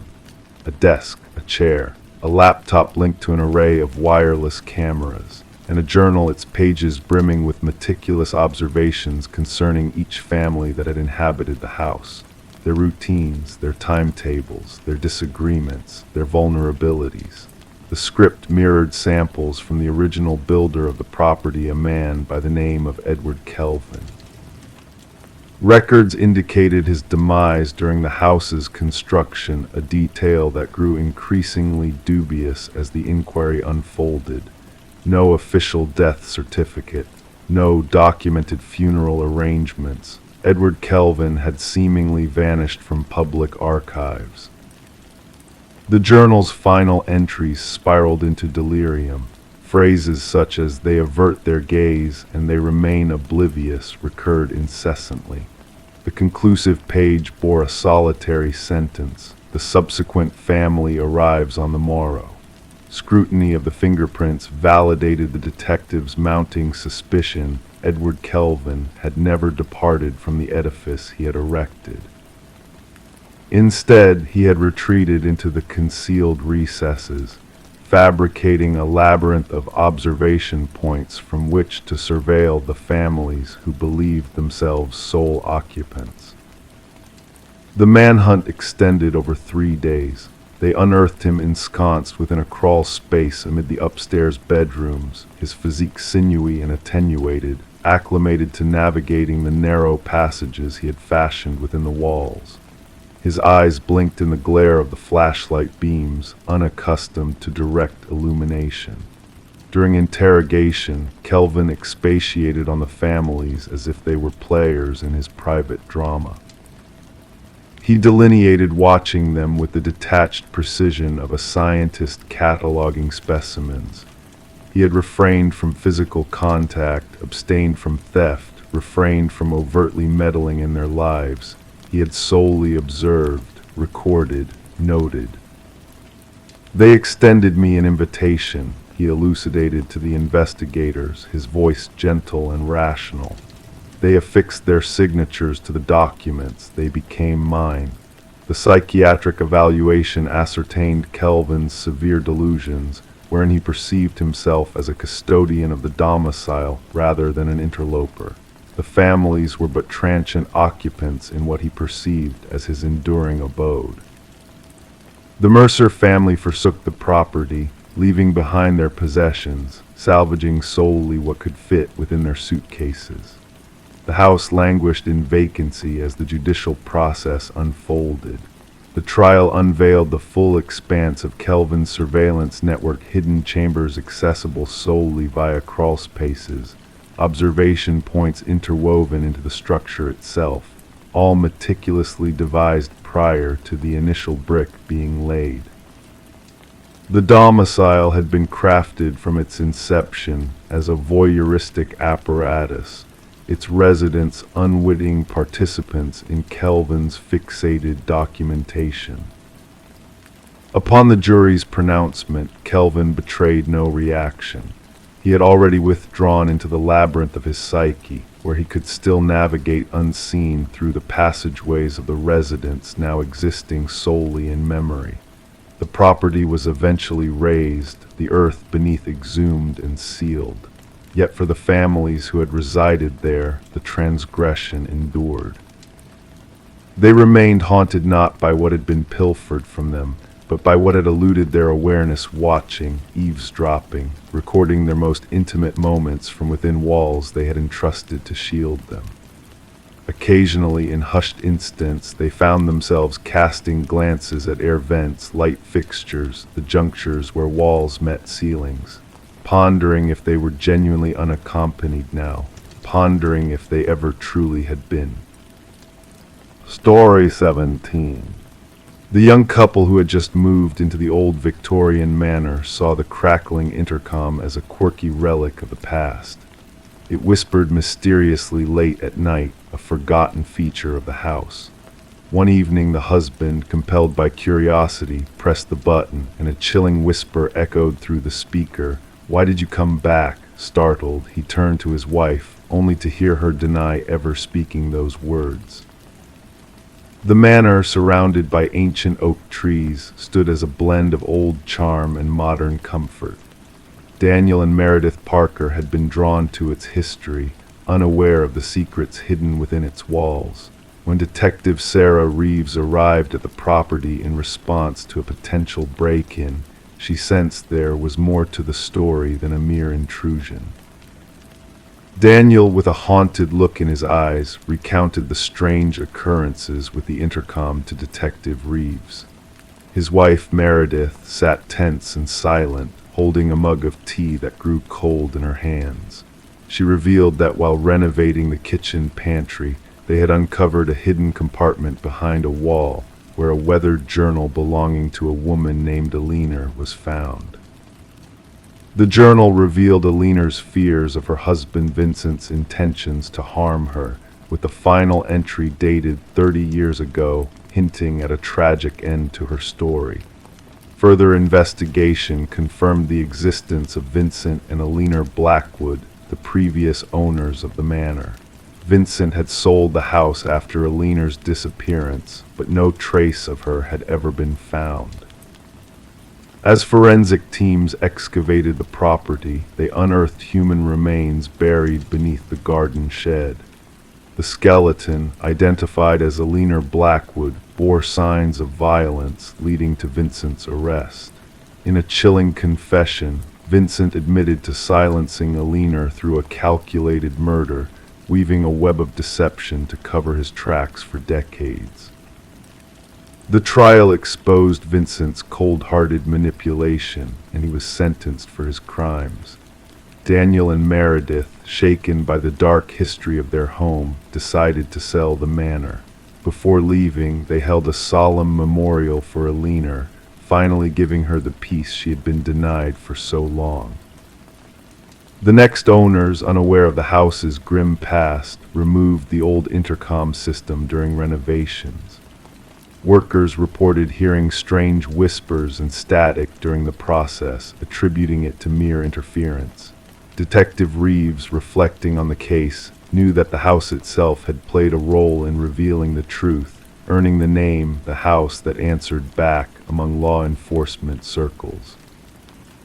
On her way home, Detective Reeves occasionally passed by the manor, feeling a sense of eerie connection to the past.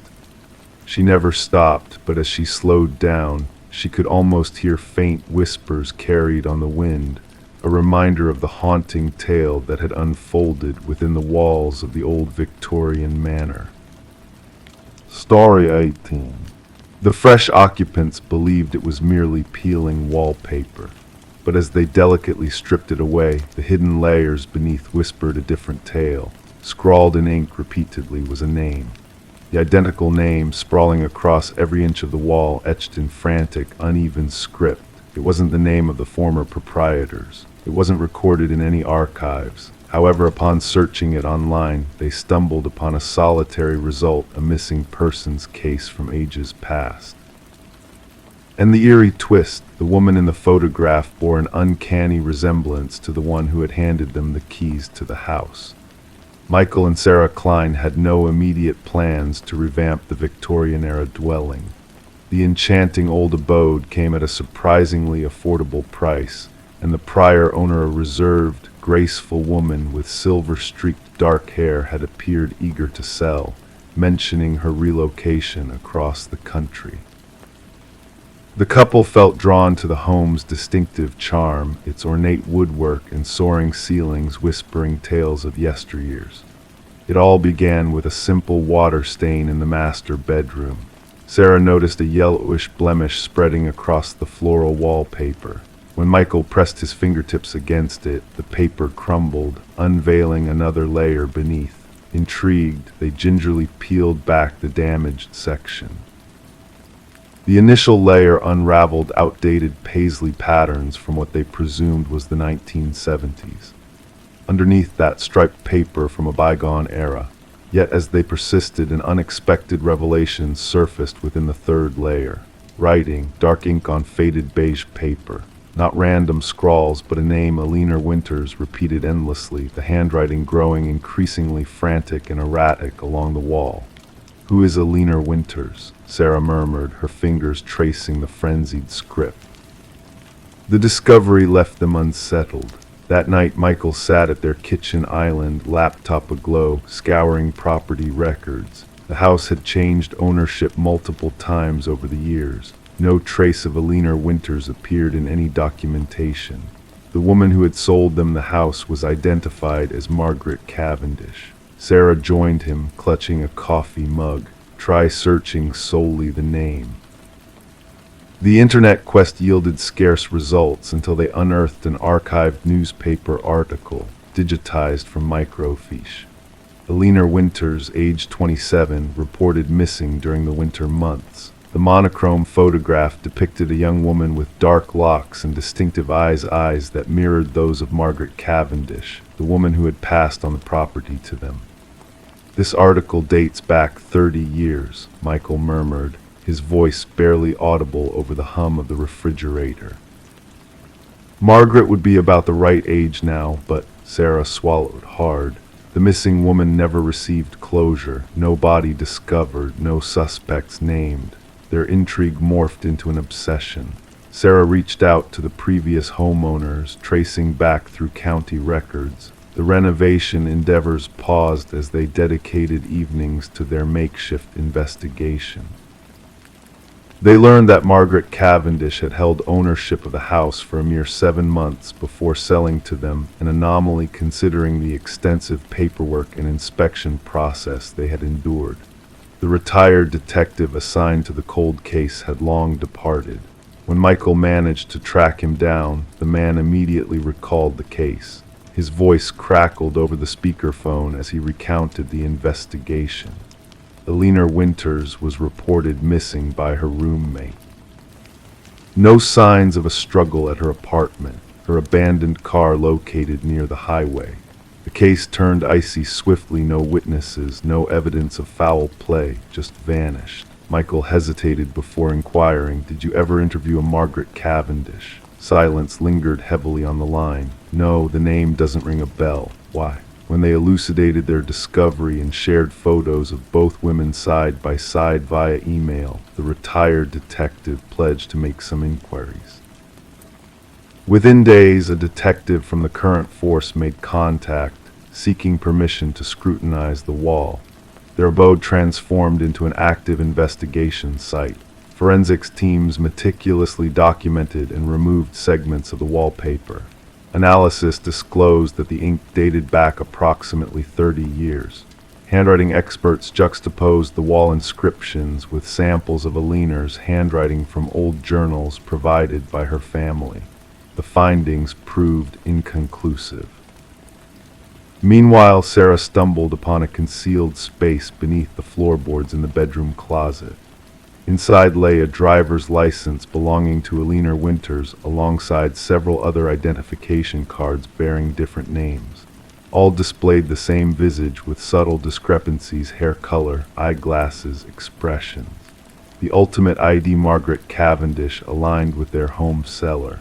When authorities endeavored to locate Margaret using the forwarding address she had furnished, they discovered it was non-existent. Her phone number had been disconnected. The bank account that received their payment had been shuttered. Margaret Cavendish had vanished, akin to Alina Winters decades earlier. Then arrived the revelation that fundamentally shifted the investigation. DNA analysis of hair strands retrieved from deep within the wall cavity matched Alina Winters. However, fingerprints extracted from the writing itself corresponded to an entirely different profile, one attributed to a psychiatric patient named Rebecca Eldridge, who had been institutionalized shortly after Alina's disappearance. Rebecca Eldridge had been diagnosed with severe dissociative identity disorder. She had eluded the institution multiple times over the years. Her medical records unearthed something harrowing. One of her documented alternate personalities identified herself as Alina. The investigation unveiled that Rebecca had been Alina's childhood companion, fixated on her to the point of imitation.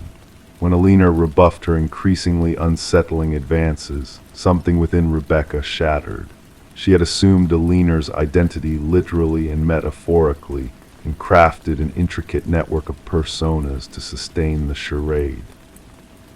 The scribbled name symbolized Rebecca's desperate bid to cling to reality, to recollect her true self beneath the fabricated identities. The wall had metamorphosed into both confession and incarceration, a tangible manifestation of her fractured mind.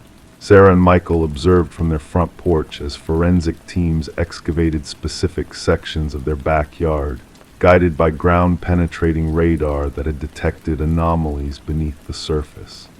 The cold case had abruptly grown warm. The remnants unearthed from beneath the garden belonged to Alina Winters.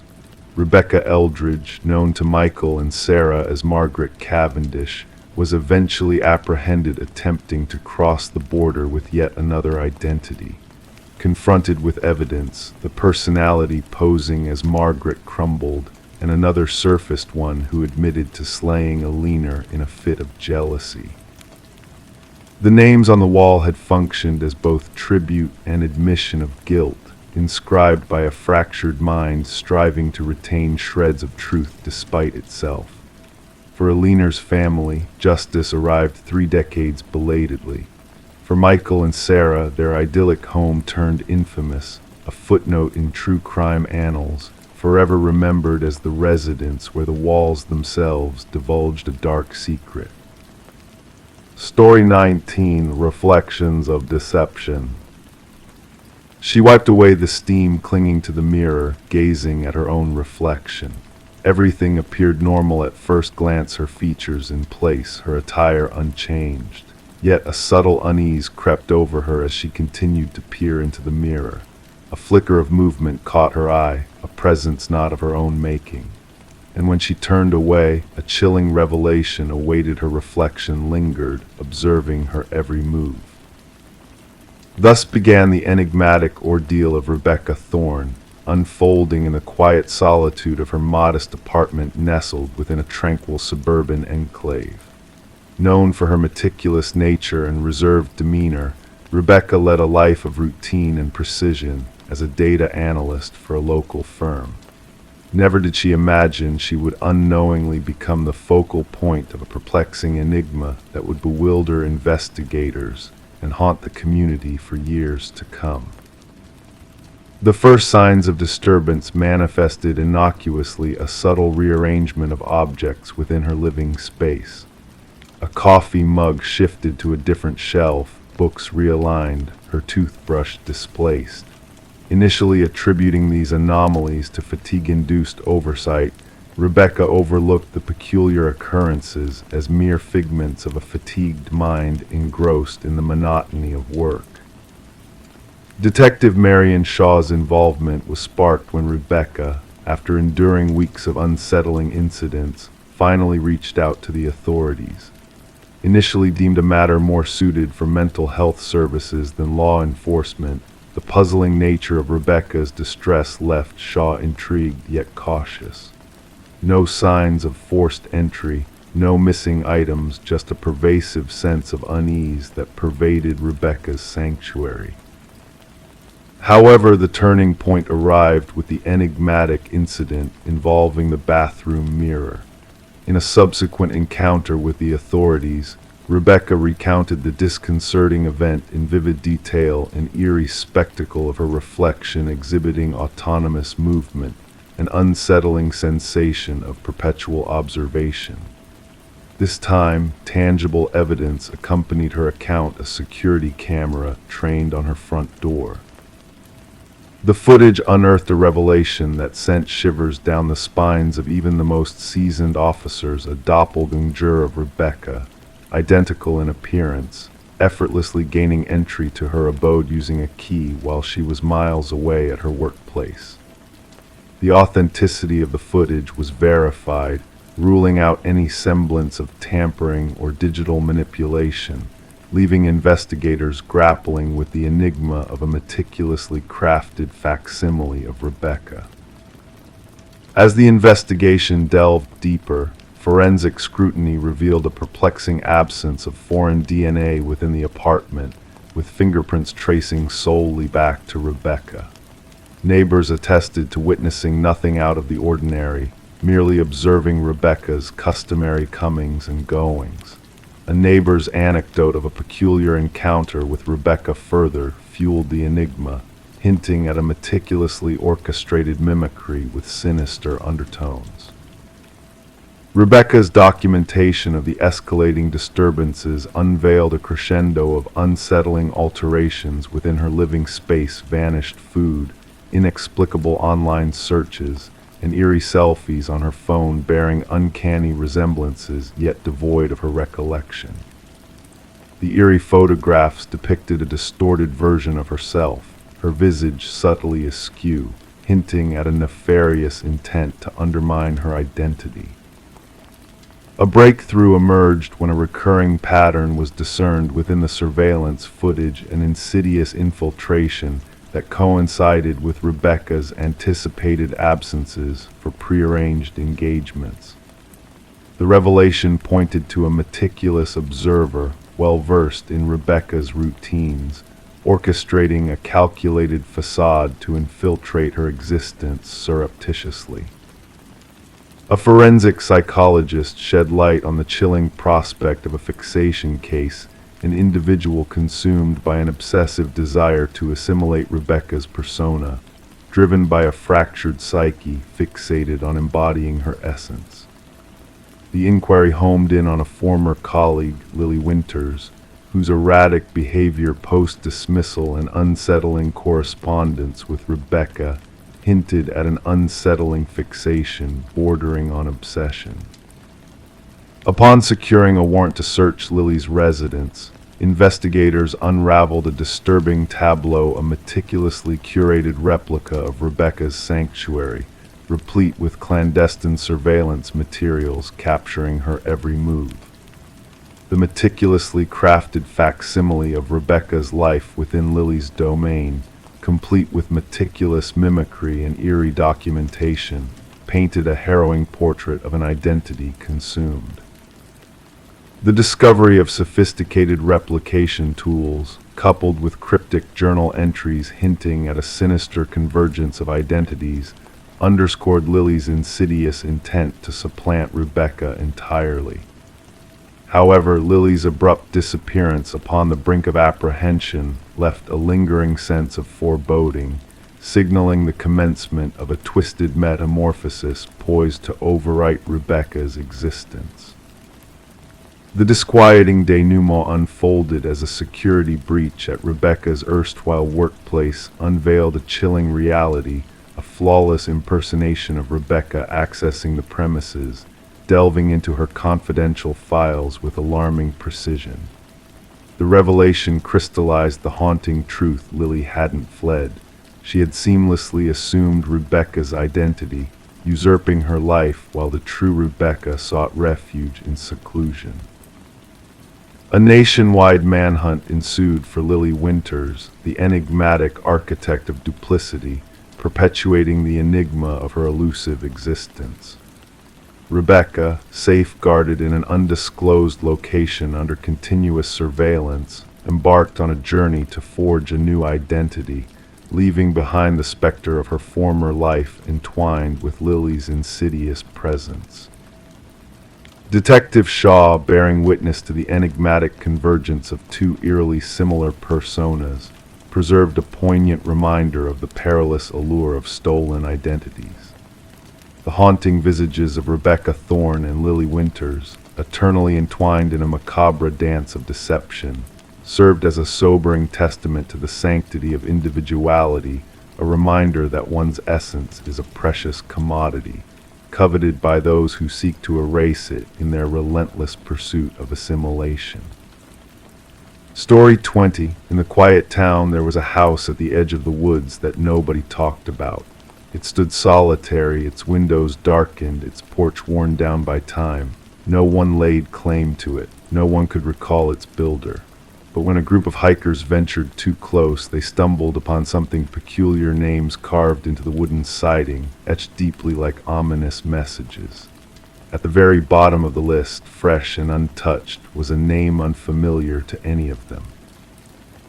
Until one of them murmured, voice quivering, "That's mine." When the call came in the dead of night, the dispatch logged it as a routine trespassing incident. The voice on the other end belonged to Mason Wright, the leader of the hiking group who had found his name etched into the abandoned house. The responding officers anticipated nothing more than mere teenage mischief, perhaps a prank played among friends, but what they uncovered was beyond comprehension. Detective Sarah Keller arrived as the darkness blanketed the forest. Her flashlight beam pierced through the shadows, revealing the weathered front of the structure. The names 27 in total ran vertically down the eastern wall. Some had faded with time, nearly blending into the gray wood. Others remained sharp, as if freshly carved. And at the foot, Mason Wright, the carving still holding traces of newly sawn wood. "I've never set foot here before," Mason declared, his breath forming clouds in the chilly air. "I can't fathom how anyone would know my name." The investigation kicked off with background checks on each name listed. The findings sent shivers down the spines of the detective team.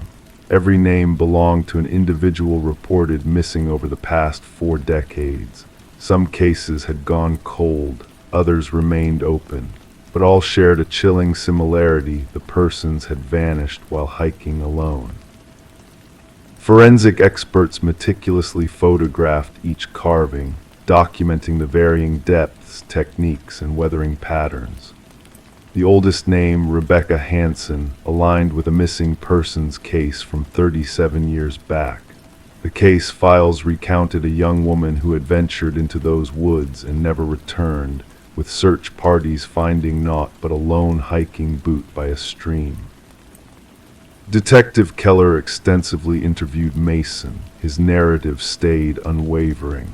He had no ties to the area beyond that particular hiking trip with 4 college pals. They had picked the trail randomly, guided by an online suggestion. Nothing in his background linked him to any of the other names on the wall.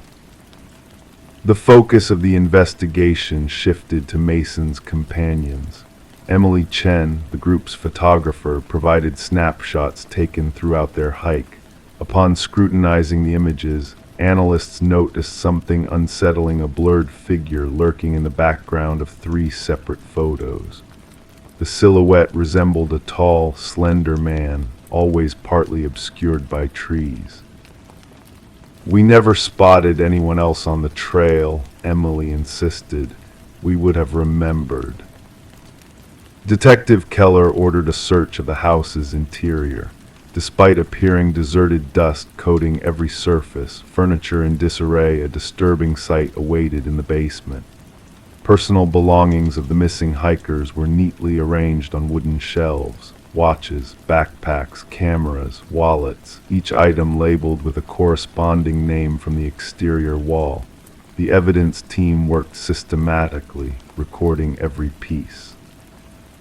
Beneath ultraviolet light, bloodstains emerged on the concrete floor, years of attempts at cleaning.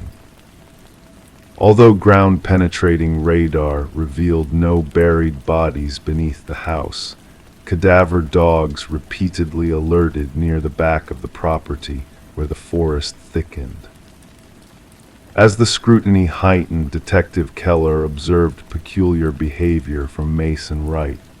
He began reporting eerie incidents, whispers outside his apartment, footprints in fresh snow leading to his door but not away, shadowy figures observing from the street. The department assigned an officer to guard him, yet Mason's paranoia escalated. The breakthrough arrived when researchers dug up land records hidden in county archives. The house had belonged to a reclusive hunter named Victor Blackwood. Neighbors seldom glimpsed him, recounting brief encounters with an unnervingly tall, gaunt man who shunned conversation. Blackwood vanished without a trace 15 years prior, his disappearance left uninvestigated. Detective Keller secured a warrant to delve deeper into the surrounding forest. The search party uncovered a network of primitive hunting blinds strategically placed along popular hiking routes. Within one blind, they stumbled upon a journal filled with meticulous observations, details of hikers, their paths, gear, and routines. The handwriting matched samples from Victor Blackwood's scarce documents. The journal entries grew increasingly chilling over time. Early pages detailed hunting methods for animals, while later ones depicted humans as prey, their behaviors, weaknesses, and strategies for their collection. The final entries contained elaborate accounts of stalking each victim on the wall, including intricate descriptions of how he chose his targets.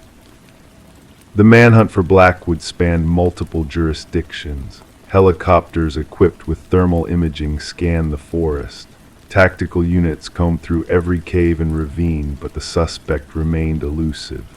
Meanwhile, Mason Wright ceased answering calls. Officers sent to his apartment found the door unlocked, the rooms deserted.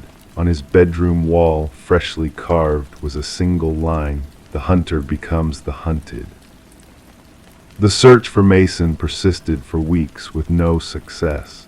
Then, during a secondary sweep of Blackwood's house, forensic technicians unearthed a horrifying secret. Concealed behind a false wall in the basement, they uncovered a small workshop containing woodworking tools, jars of wood preservatives, and a freshly carved wooden piece bearing a new name not yet affixed to the exterior wall. Detective Keller recognized the name instantly. It belonged to the lead forensic technician who had processed the house during the initial investigation.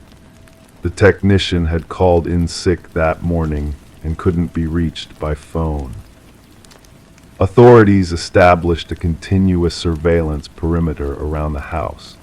Cameras monitored every approach. Motion sensors surveilled for intrusions. The trap was set. 3 nights later, sensors triggered an alert. Security footage captured a figure emerging from the forest, unbelievably tall and slender, moving with uncanny grace. The figure advanced toward the house directly, seemingly unfazed by the surveillance.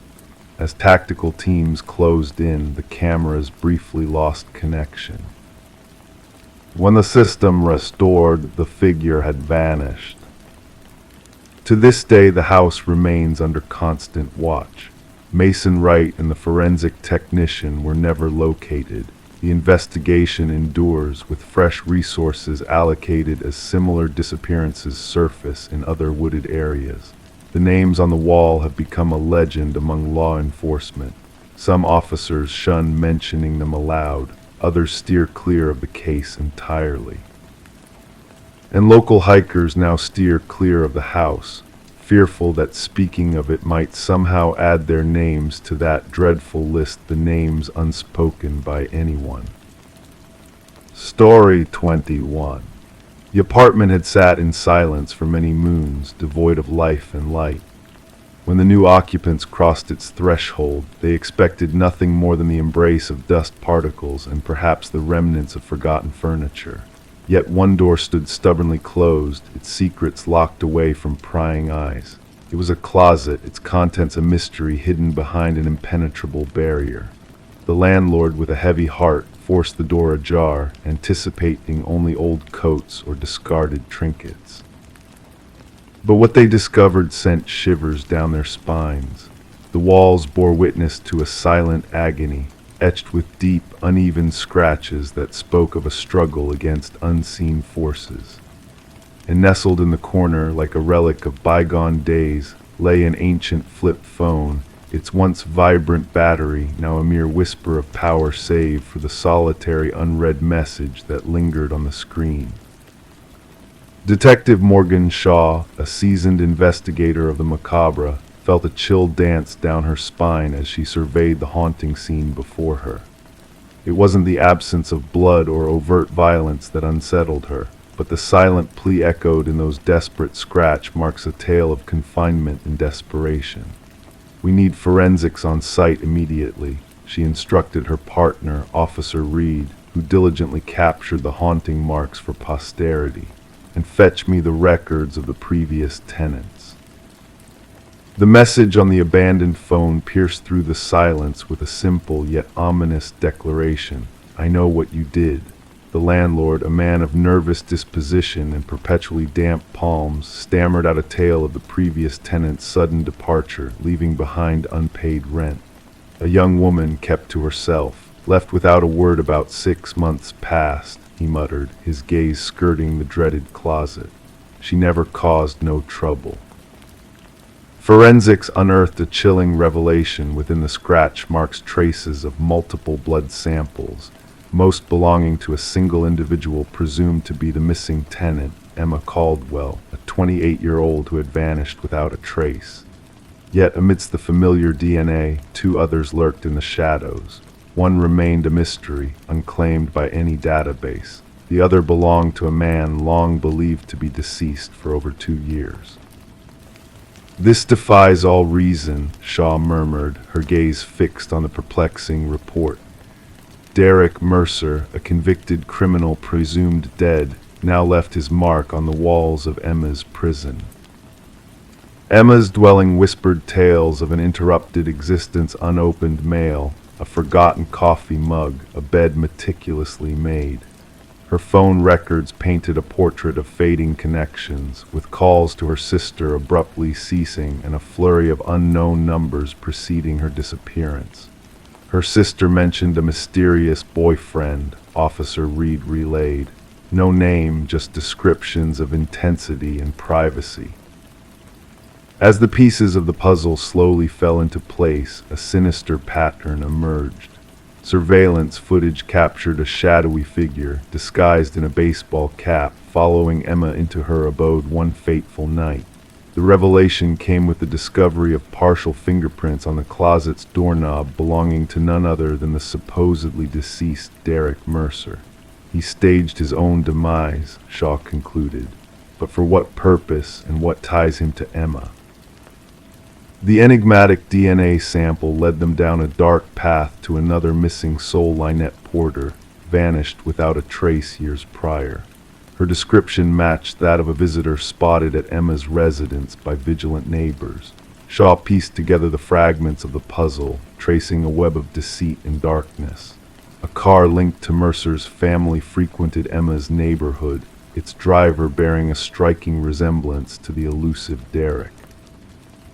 The trail led them to a secluded estate owned by Mercer's kin, where behind forbidding cellar doors, they uncovered Lynette Porter alive, yet a mere shadow of herself, imprisoned in conditions mirroring Emma's torment. "He forced me to witness," Lynette whispered, her eyes reflecting a void of despair. said I had to learn the fate of those who dared to flee. The evidence-mounted journals brimming with Mercer's obsession for dominance, photographs of unsuspecting women, and damning video recordings of Emma's captivity.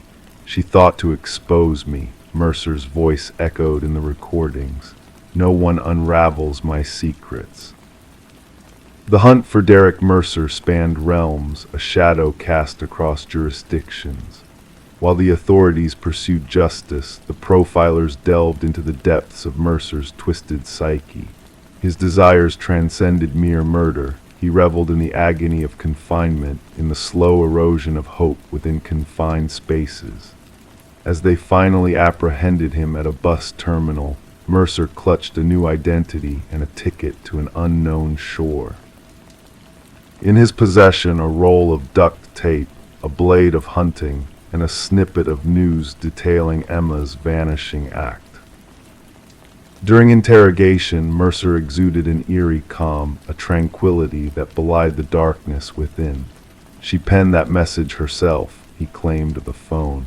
She craved discovery, but she deserved no salvation. The trial laid bare the intricate tapestry of deceit Mercer had woven to obscure his crimes, including the elaborate ruse of his demise, borrowing the dental records of a vagrant to craft his vanishing act. For years he prowled unseen, preying on unsuspecting women who bore a resemblance to his first victim. Emma's remains eluded discovery, but the forensics whispered of a tragic end within the confines of that unforgiving closet, her final plea etched in digital ink on the abandoned phone. The jury swiftly rendered their verdict guilty on all counts. As the gavel fell, sealing Mercer's fate with a life sentence devoid of reprieve, a faint smile ghosted his lips, a silent acknowledgement of a twisted justice only he comprehended. Amidst the courtroom's hushed murmur, Lynette Porter stepped forward, her voice unwavering. He ensnared us in darkness because that's where his soul resides, imprisoned in shadows. But as he withers in his cell, I shall bask in the light.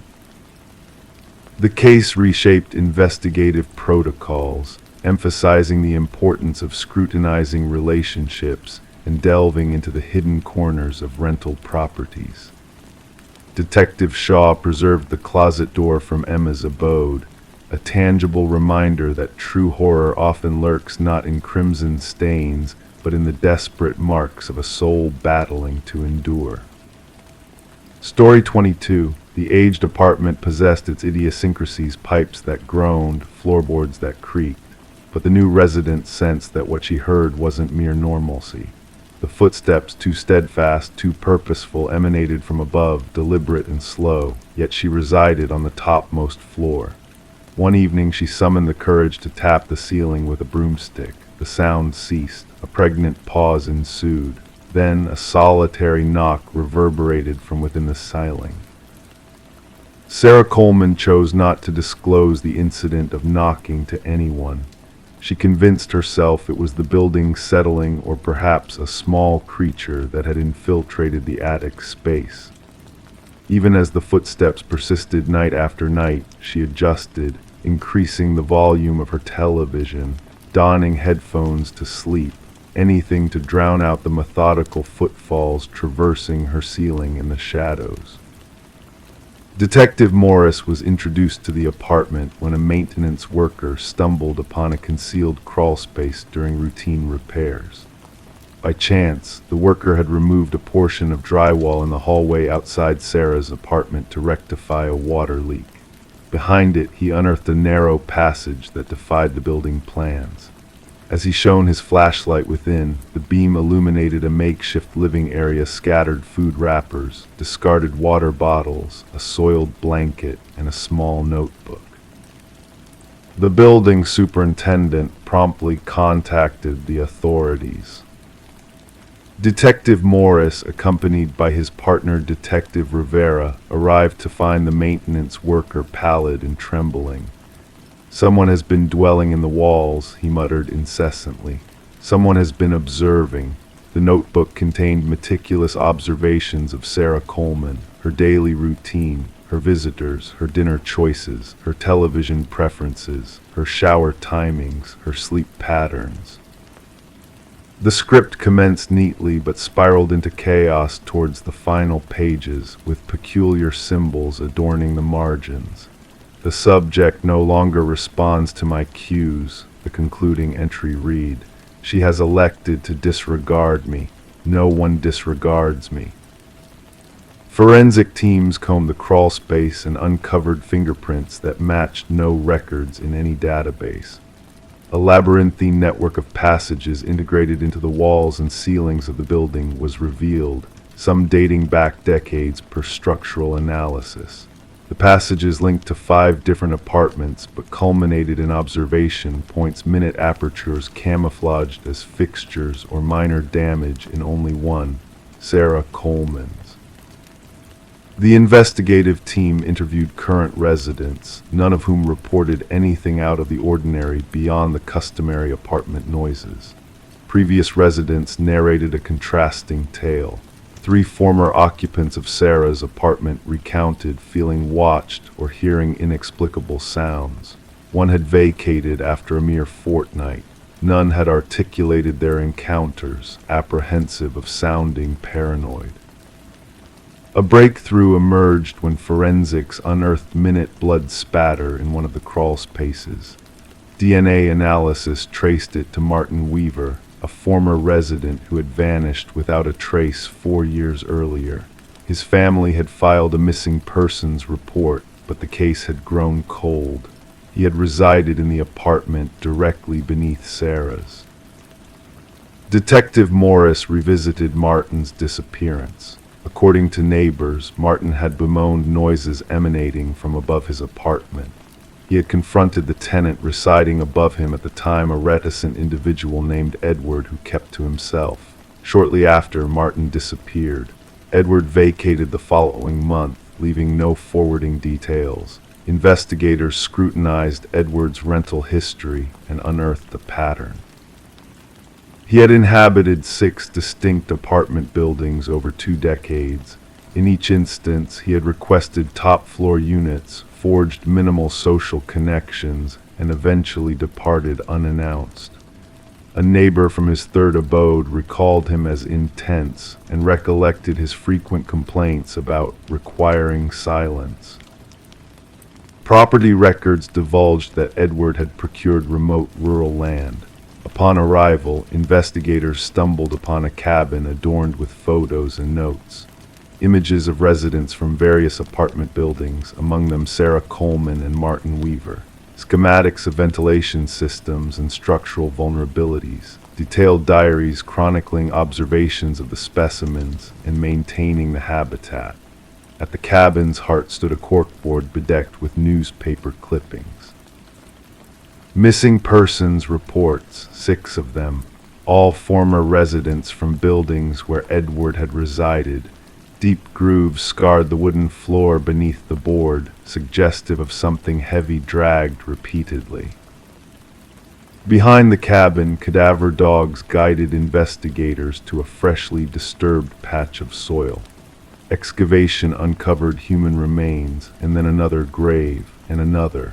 As forensic anthropologists embarked on the somber task of identifying the victims, Detective Morris returned to Sarah's apartment complex. Though the crawl spaces had been sealed off, residents occasionally reported distant noises. During the installation of new security systems, maintenance workers unearthed an item nestled in a corner where the ceiling met the wall in the hallway, a small notebook, newer than the initial discovery. The first page bore but a single line. "They found my old nest, but not my new one." The handwriting mirrored that of the prior notebook. The final page featured a rudimentary sketch of Sarah's apartment layout with a crimson-marked new passage, and a date for that night. Officers hastened to evacuate Sarah, only to find her residence vacant. Her phone rested on the kitchen counter. Her television continued to play.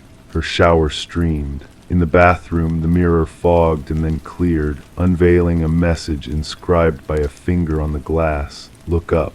The ceiling panel above the shower had been dismantled. The manhunt for Edward persists. Investigators have identified him as Edward Mercer, a former construction worker specializing in renovation. His expertise in building structures facilitated the creation of his concealed network of observation points and passages. Thermal imaging scans of Sarah's building unveiled no indications of present habitation within the walls. Sarah Coleman remains missing. Her case has been linked to similar disappearances across multiple states. Authorities have alerted apartment building managers regarding unauthorized alterations in covert spaces. What haunts Detective Morris most is not the graves or the diaries or even the photographs of unsuspecting residents. It's the image of Sarah, night after night, hearing those footsteps above her in an apartment devoid of an upstairs neighbor. The footsteps that ceased when she knocked and then responded. Sometimes during solitary nights in his abode, Detective Morris catches himself gazing up at his ceiling, listening, waiting, and pondering who else might be listening too. Story 23, The Enchanted Doll. In the depths of the attic, tucked away beneath a worn, tattered blanket, they stumbled upon it. A porcelain doll, ancient and fragile, its vivid blue eyes staring out into the forgotten shadows. Sarah and Michael, the young couple who had recently acquired the old Victorian house, shared a nervous chuckle at the sight of the eerie doll. They dismissed it as just another relic of the past, a mere forgotten trinket. Yet that night, as they lay in bed, a peculiar sensation settled over them. The air grew dense, laden with an unspoken tension. Silence enveloped the room, stretching into the darkness. And when morning dawned, the doll had vanished from the attic, reappearing ominously at the foot of their bed. Sarah and Michael had been drawn to the house's intricate woodwork and enigmatic allure, unaware of the sinister history that lurked within its walls. Detective Rachel Winters was summoned to the scene, where a chilling tableau awaited her. In the master bedroom, the female victim lay contorted in a macabre pose, her eyes wide with terror. Nearby, the male victim seemed frozen mid-flight, caught in a desperate attempt to escape an unseen horror. As Detective Winters meticulously documented the scene, she couldn't shake the feeling that the victims appeared unnaturally arranged, like puppets in a twisted display. The absence of forced entry or struggle only deepened the mystery shrouding the tragedy. The investigation unfolded like a haunting melody, each witness account adding a disquieting note to the symphony of dread. Shadows glimpsed in empty windows, phantom laughter echoing through deserted halls. The house seemed to hold its secrets close, whispering of past sorrows long forgotten. Forensic analysis unveiled a chilling revelation. Microscopic fibers scattered throughout the house, remnants of antique doll clothing. The eerie absence of any trace left by a physical intruder hinted at a malevolent presence that defied conventional explanation. Delving into the house's history, Detective Winters unearthed a pattern of tragedy spanning decades. Previous owners had met untimely ends under inexplicable circumstances, their lives cut short by forces beyond comprehension. A newspaper clipping hinted at a dark chapter involving a gifted doll maker and his ill-fated daughter, their tragic tale woven into the very fabric of the house. As the investigation spiraled deeper, a sinister connection emerged. Each victim had sought to alter the attic space, unknowingly disturbing a slumbering evil that lay dormant within the house's ancient bones. The discovery of hidden photographs hinted at a malevolent force at play, a force that transcended time and reason. A chance encounter with a distant relative of the doll maker unveiled a chilling truth. The dolls crafted by the enigmatic artisan were more than mere playthings. Infused with forbidden knowledge and arcane rituals, These creations held a dark power that defied the laws of nature.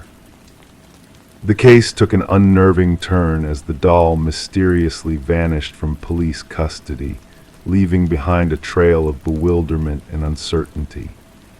Detective Winters, haunted by the inexplicable events, chose to retire, her mind burdened by the weight of unsolved mysteries and unanswered questions. The house passed into new hands, its shadowed past a whispered legend among the curious and the wary. The attic, once a realm of hidden secrets, remained untouched by the new owners, a silent guardian of forgotten whispers and lost souls. And so, the tale of the enchanted doll faded into obscurity, a ghostly memory that lingered in the quietude of the night.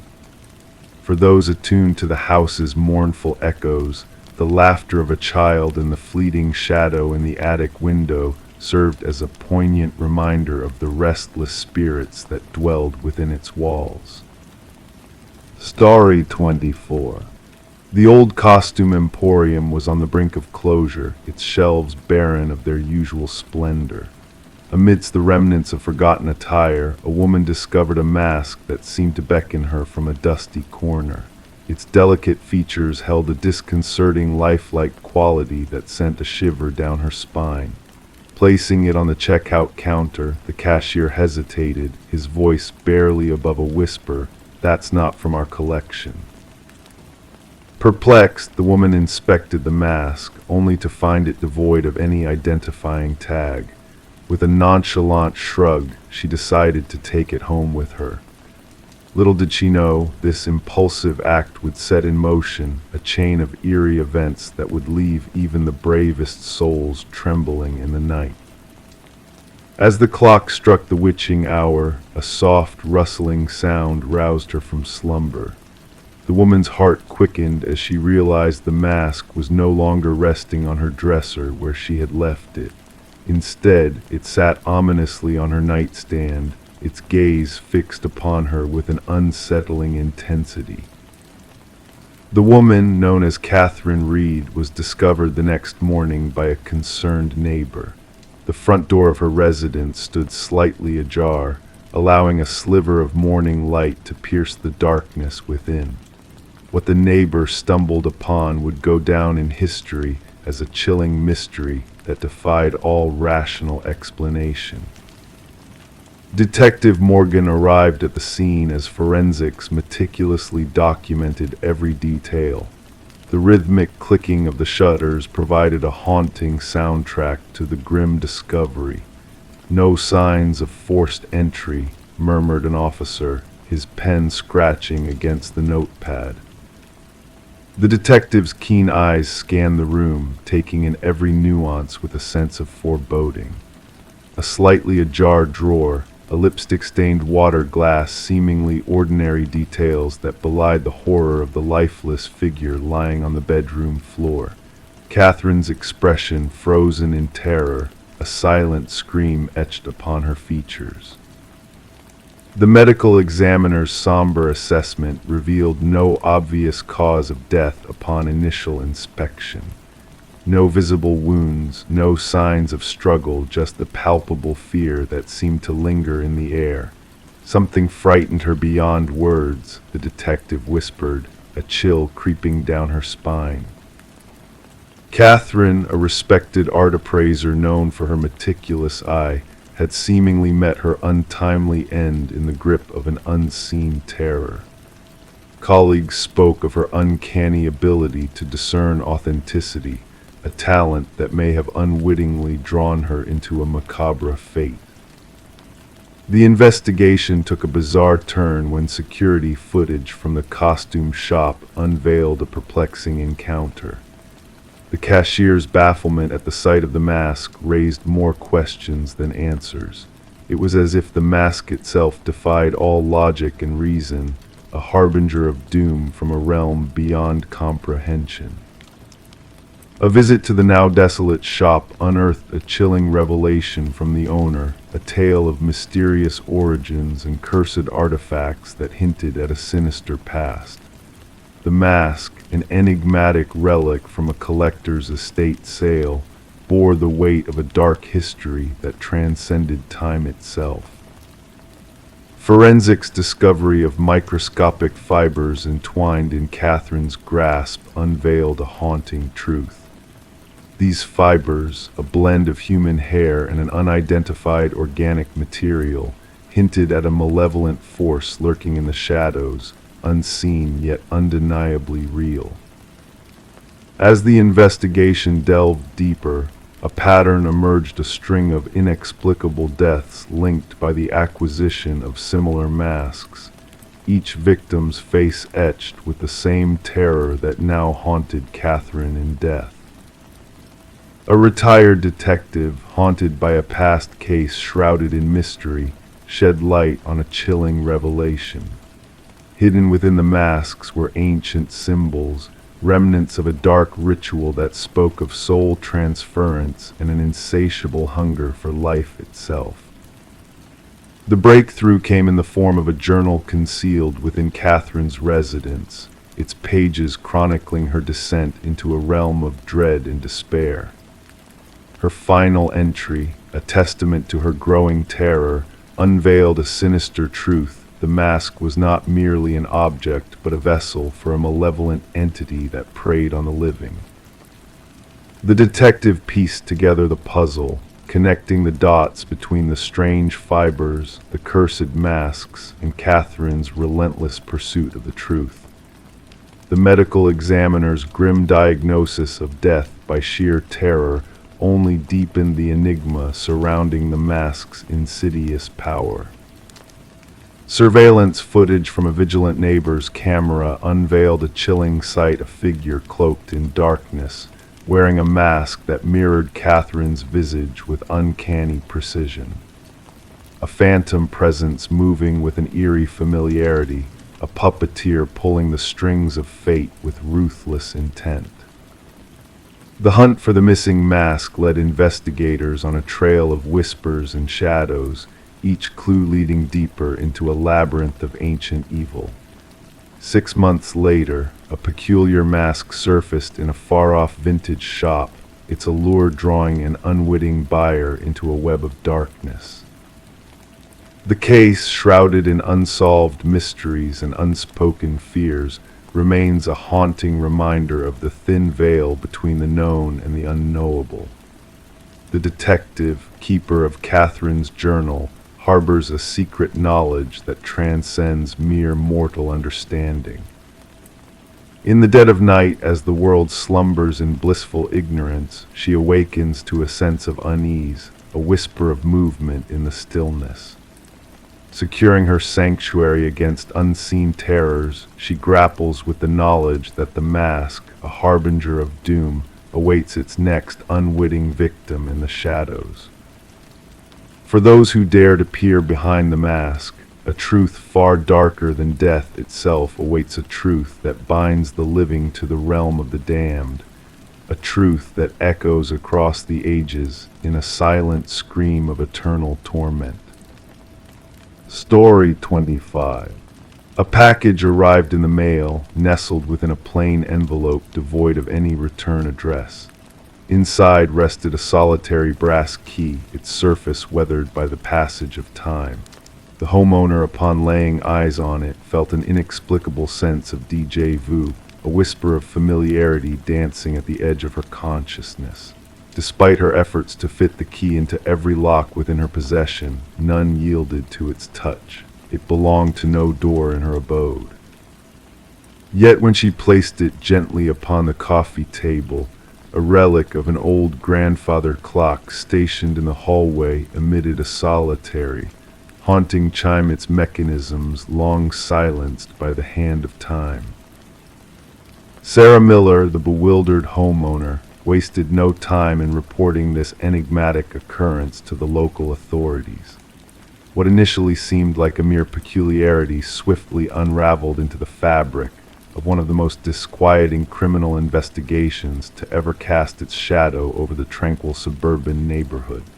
Initially met with skepticism, the responding officer attempted to assuage Sarah's concerns. attributing the key's arrival to a possible error in delivery. However, Sarah's intuition refused to be placated, an unshakable sense of unease clinging to her every thought. Reluctantly, the officer accepted the key as potential evidence, depositing it within a small evidence bag, a seemingly innocuous item that would soon become the linchpin of an extensive inquiry. Detective Robert Harmon, a seasoned investigator hailing from the Special Victims Unit, found himself poring over the case file during the morning briefing. The brass key lay upon his desk, an unassuming object that exuded an unsettling aura, as though whispering secrets of the past. Background checks on Sarah unveiled no blemish on her record.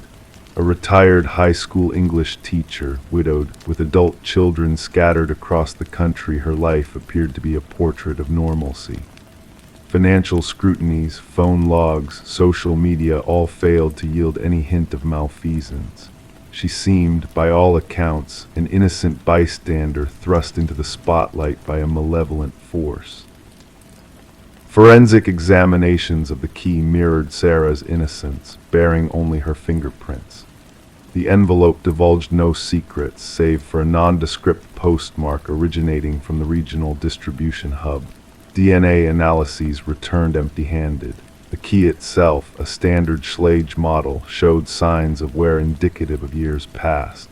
It was a common item, easily procured from any hardware store, yet its presence bore an ominous weight. A breakthrough materialized unexpectedly when Detective Harmon decided to run the key's unique bidding pattern through the department database.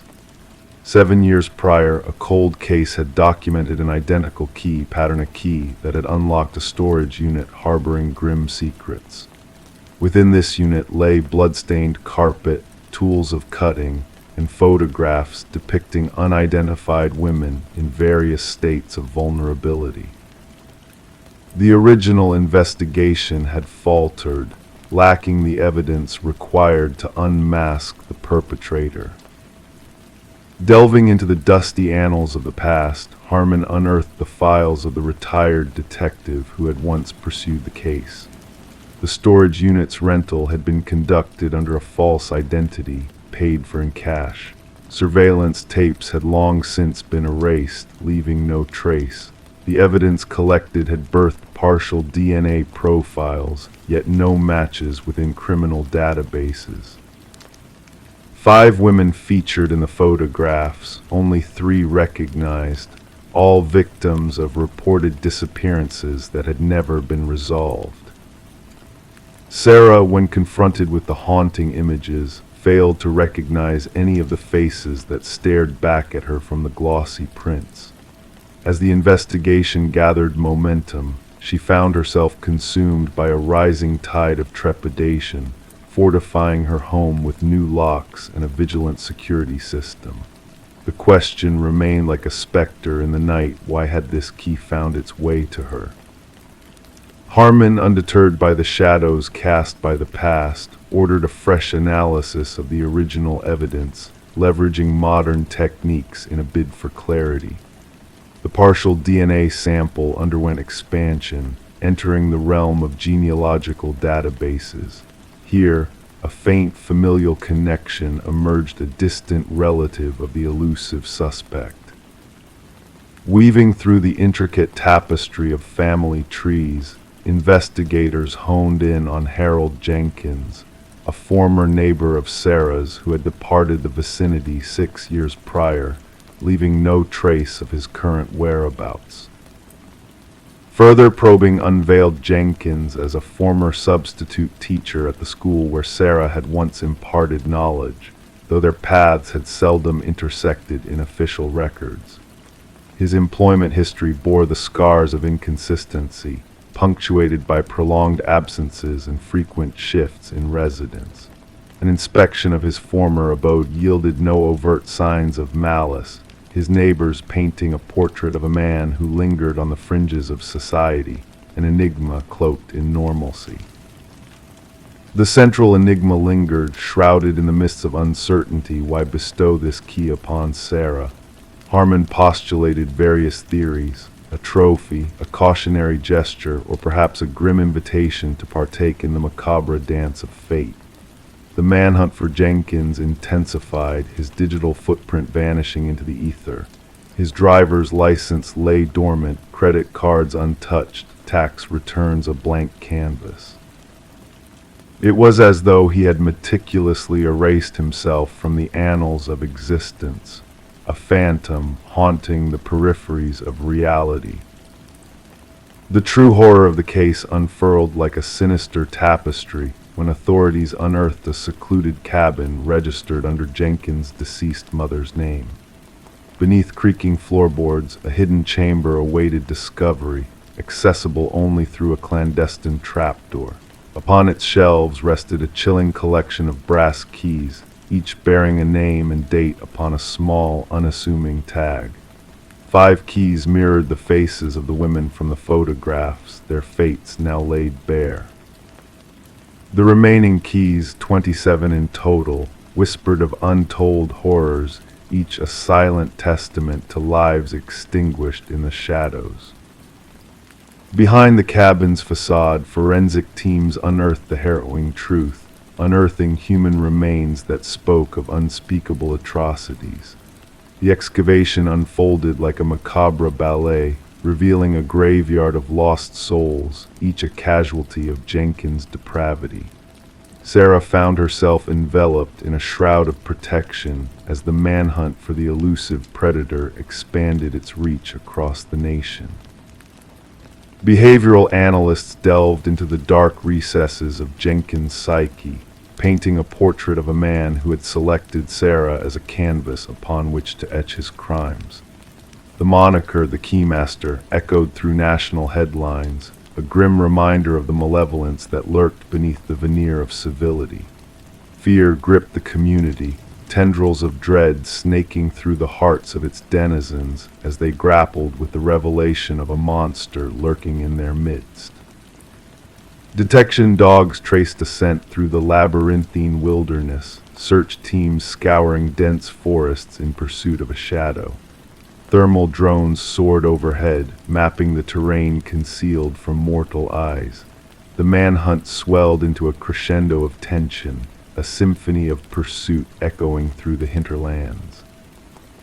A chance encounter, immortalized through the lens of a wildlife photographer, captured Jenkins' fleeting visage as he vanished into the heart of the untamed wilds. Authorities mobilized, establishing a perimeter around the area, tactical teams poised for the inevitable clash.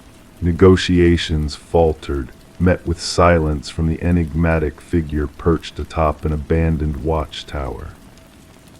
When the final standoff ensued, Jenkins chose to embrace oblivion, a self-inflicted wound sealing his fate. Beside his lifeless form lay a journal, a chronicle of his descent into madness, alongside a solitary brass key, a mirror image of the one that had found its way to Sarah's doorstep. Within a waterproof vault lay a trove of damning evidence, a testament to Jenkins' reign of terror, a harrowing saga spanning a decade of darkness. The journal's final missive bore Sarah's name, a chilling testament to the predator's fixation. "You never saw me, but I saw everything about you. The key unlocks nothing tangible, for what I desired to give you transcends the realm of steel and brass. It beckons forth recognition. Now my name shall echo through eternity." The subsequent unraveling of the case revealed a litany of horrors, 32 lives snuffed out by the hand of a phantom. Families long haunted by the specter of vanished kin found closure in the confirmation of their worst fears. Sarah, forever scarred by the proximity of evil, chose to abandon her domicile, the sanctuary tainted by the darkness that had brushed against her life. The grandfather clock, once a sentinel of time, harbored a dark secret, a wireless receiver concealed within its ancient frame, a silent witness to Jenkins' voyeuristic gaze. The case stood as a grim reminder of the malevolence that could lurk behind the mask of normalcy, a cautionary tale etched in the annals of human depravity. Psychological scholars delved into Jenkins' writings, seeking to unravel the tangled web of his psyche, to glean insights that might unveil similar malefactors before they could inflict harm. And in the hushed confines of an evidence vault, a collection of brass keys sat in silent testimony, each a harbinger of tragedy, unlocking a devastating truth about the shadows that linger beneath the veneer of everyday life. Story 26. She entered through the front door, the dust dancing in the still air of the abandoned house. Years of neglect had left the walls peeling, the furniture draped in ghostly sheets. Every step she took felt like a journey frozen in time, a moment suspended in eerie silence except for one peculiar detail. The doors, each one she opened, led her back to the same room, no matter which path she chose. The parlor seemed to hold her in its grasp, a maze with no escape. The only way out was the way she came, but when she turned around, the front door had vanished into thin air. The discovery of Morgan Pierce's lifeless body turned the forgotten Victorian house from a mere local curiosity into a chilling crime scene. Detective Sarah Lynn stood at the threshold, observing as forensic experts moved through the dim interior like specters in the night. The house had garnered a reputation among the townsfolk, a place where compasses spun wildly, where whispers of being watched lingered in the air. Now it harbored secrets darker than any whispered legend. The initial examination suggests she passed 3 days ago, the medical examiner murmured, his words barely audible in the heavy silence. Asphyxiation appears to be the cause of death. Morgan had been discovered seated in an antique chair in the parlor, her posture serene, hands folded neatly in her lap as if awaiting a guest. No signs of struggle, no marks of violence. The scene exuded a haunting stillness that sent shivers down the spines of even the most seasoned investigators. "Who found the body?" Lind inquired, scanning her notes as she sought answers in the shadows. "A real estate agent showing the property stumbled upon her," her partner replied. "At first, they thought she was a trespasser until they drew closer." The house had stood empty since the passing of its previous owner, Eleanor Blackwood, nearly 5 years prior. Legal disputes had left the property abandoned, unwanted, and forgotten, except by those seeking thrills in its decaying halls. Morgan Pierce, a 26-year-old graduate student delving into architectural anomalies for her thesis, had been captivated by the enigmatic Victorian. Known for disorienting its visitors, the house must have beckoned to her curious mind. Her roommate reported her missing 2 days ago, Lind noted. Morgan mentioned visiting the house where people get lost for her research. The investigation unveiled Morgan's frequent visits to the house leading up to her demise. Her journal entries chronicled peculiar acoustics, inexplicable cold spots, and doors that defied logic by revealing different rooms each time they swung open. In her final words, she spoke of bringing specialized equipment to capture what she termed spatial inconsistencies, equipment that was now nowhere to be found. During the autopsy, a surprising revelation emerged: traces of a rare alkaloid in Morgan's system, derived from a plant used in esoteric rituals. While the substance could induce disorientation and vivid visions, the quantity found was insufficient to be fatal. She wasn't one to indulge in recreational substances, her boyfriend asserted adamantly.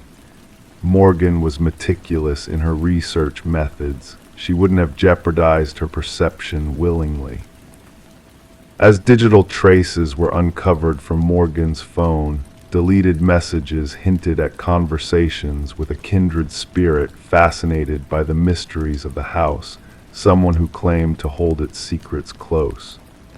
The exchanges grew intimate and enigmatic, weaving a web of intrigue.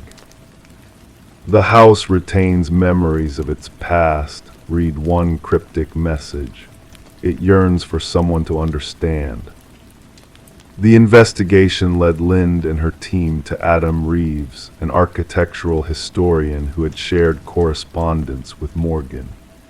His expertise in rare spatial phenomena had drawn her in, their professional connection evolving into something deeper. When questioned, Reeves appeared genuinely shaken by Morgan's untimely passing. "The house has a reputation," he confided. "The original architect wove illusions and false perspectives into its design, meant to confuse and bewilder.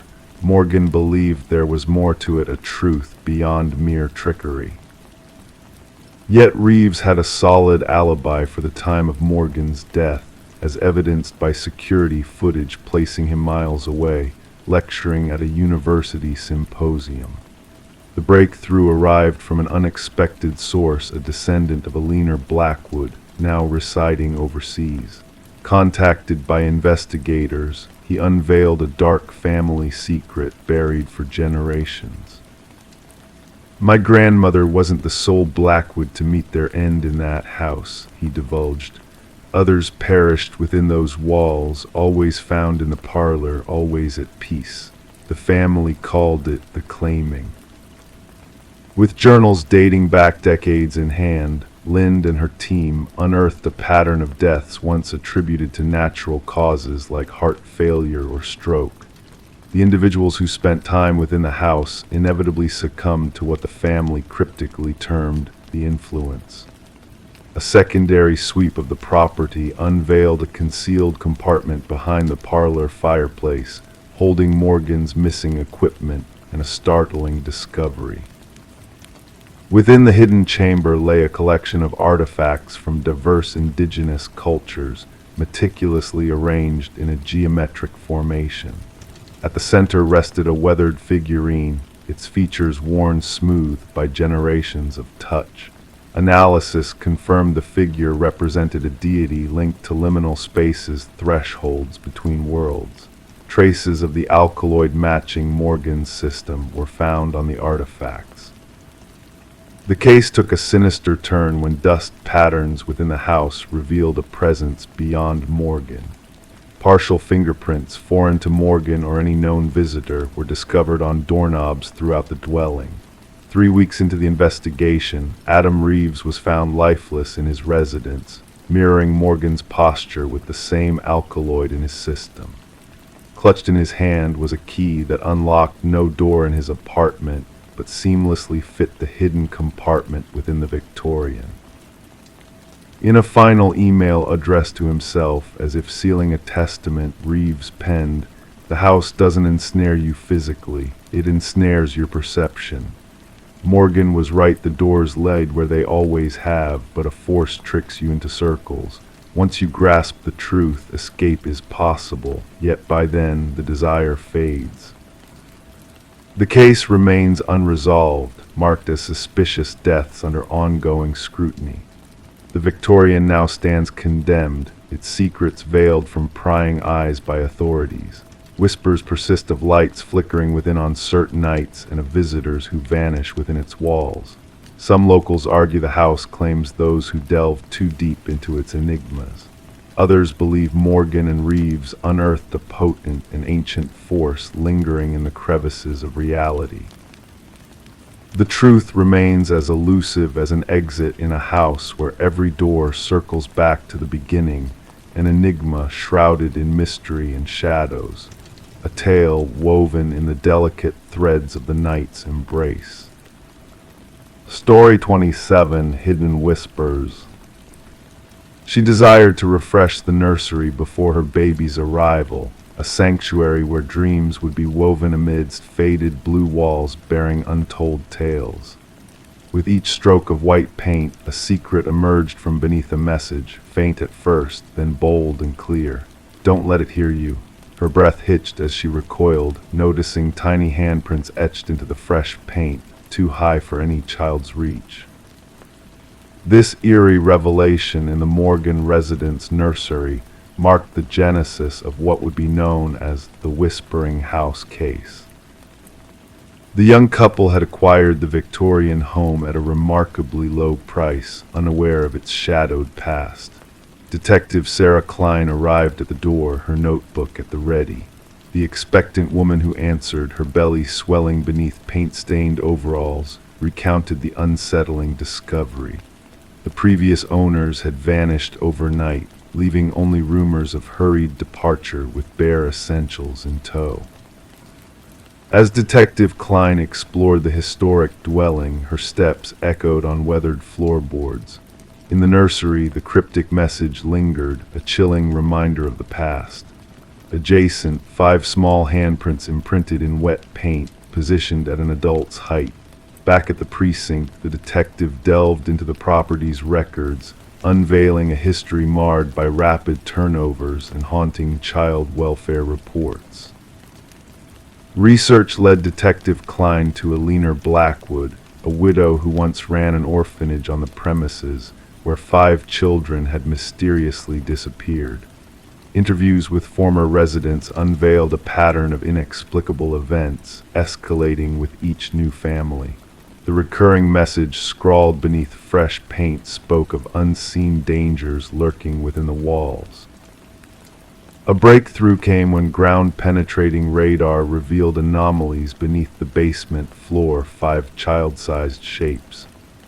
Excavation exposed a grim truth. 5 small sets of remains, bearing pendants engraved with the names of the missing orphans. The nursery, illuminated by luminol, bore witness to countless invisible handprints, a silent testament to the trapped souls seeking escape. Alina's journals unveiled a macabre intent to siphon the children's essence for her own longevity. The case concluded with a proper burial for the victims, their tragic fate acknowledged at last. Yet an unsettling presence lingered within the house, reaching out across time and paint, whispering tales of lost innocence. The nursery walls fell to the wrecking ball, yet whispers persisted among the debris, deterring workers from returning. The house, condemned and forsaken, held onto its secrets, a cold case sealed in archives. Detective Klein preserved a haunting image, a ghostly display of 5 luminol handprints, a poignant reminder that some echoes of the past endure, impervious to fresh coats of paint.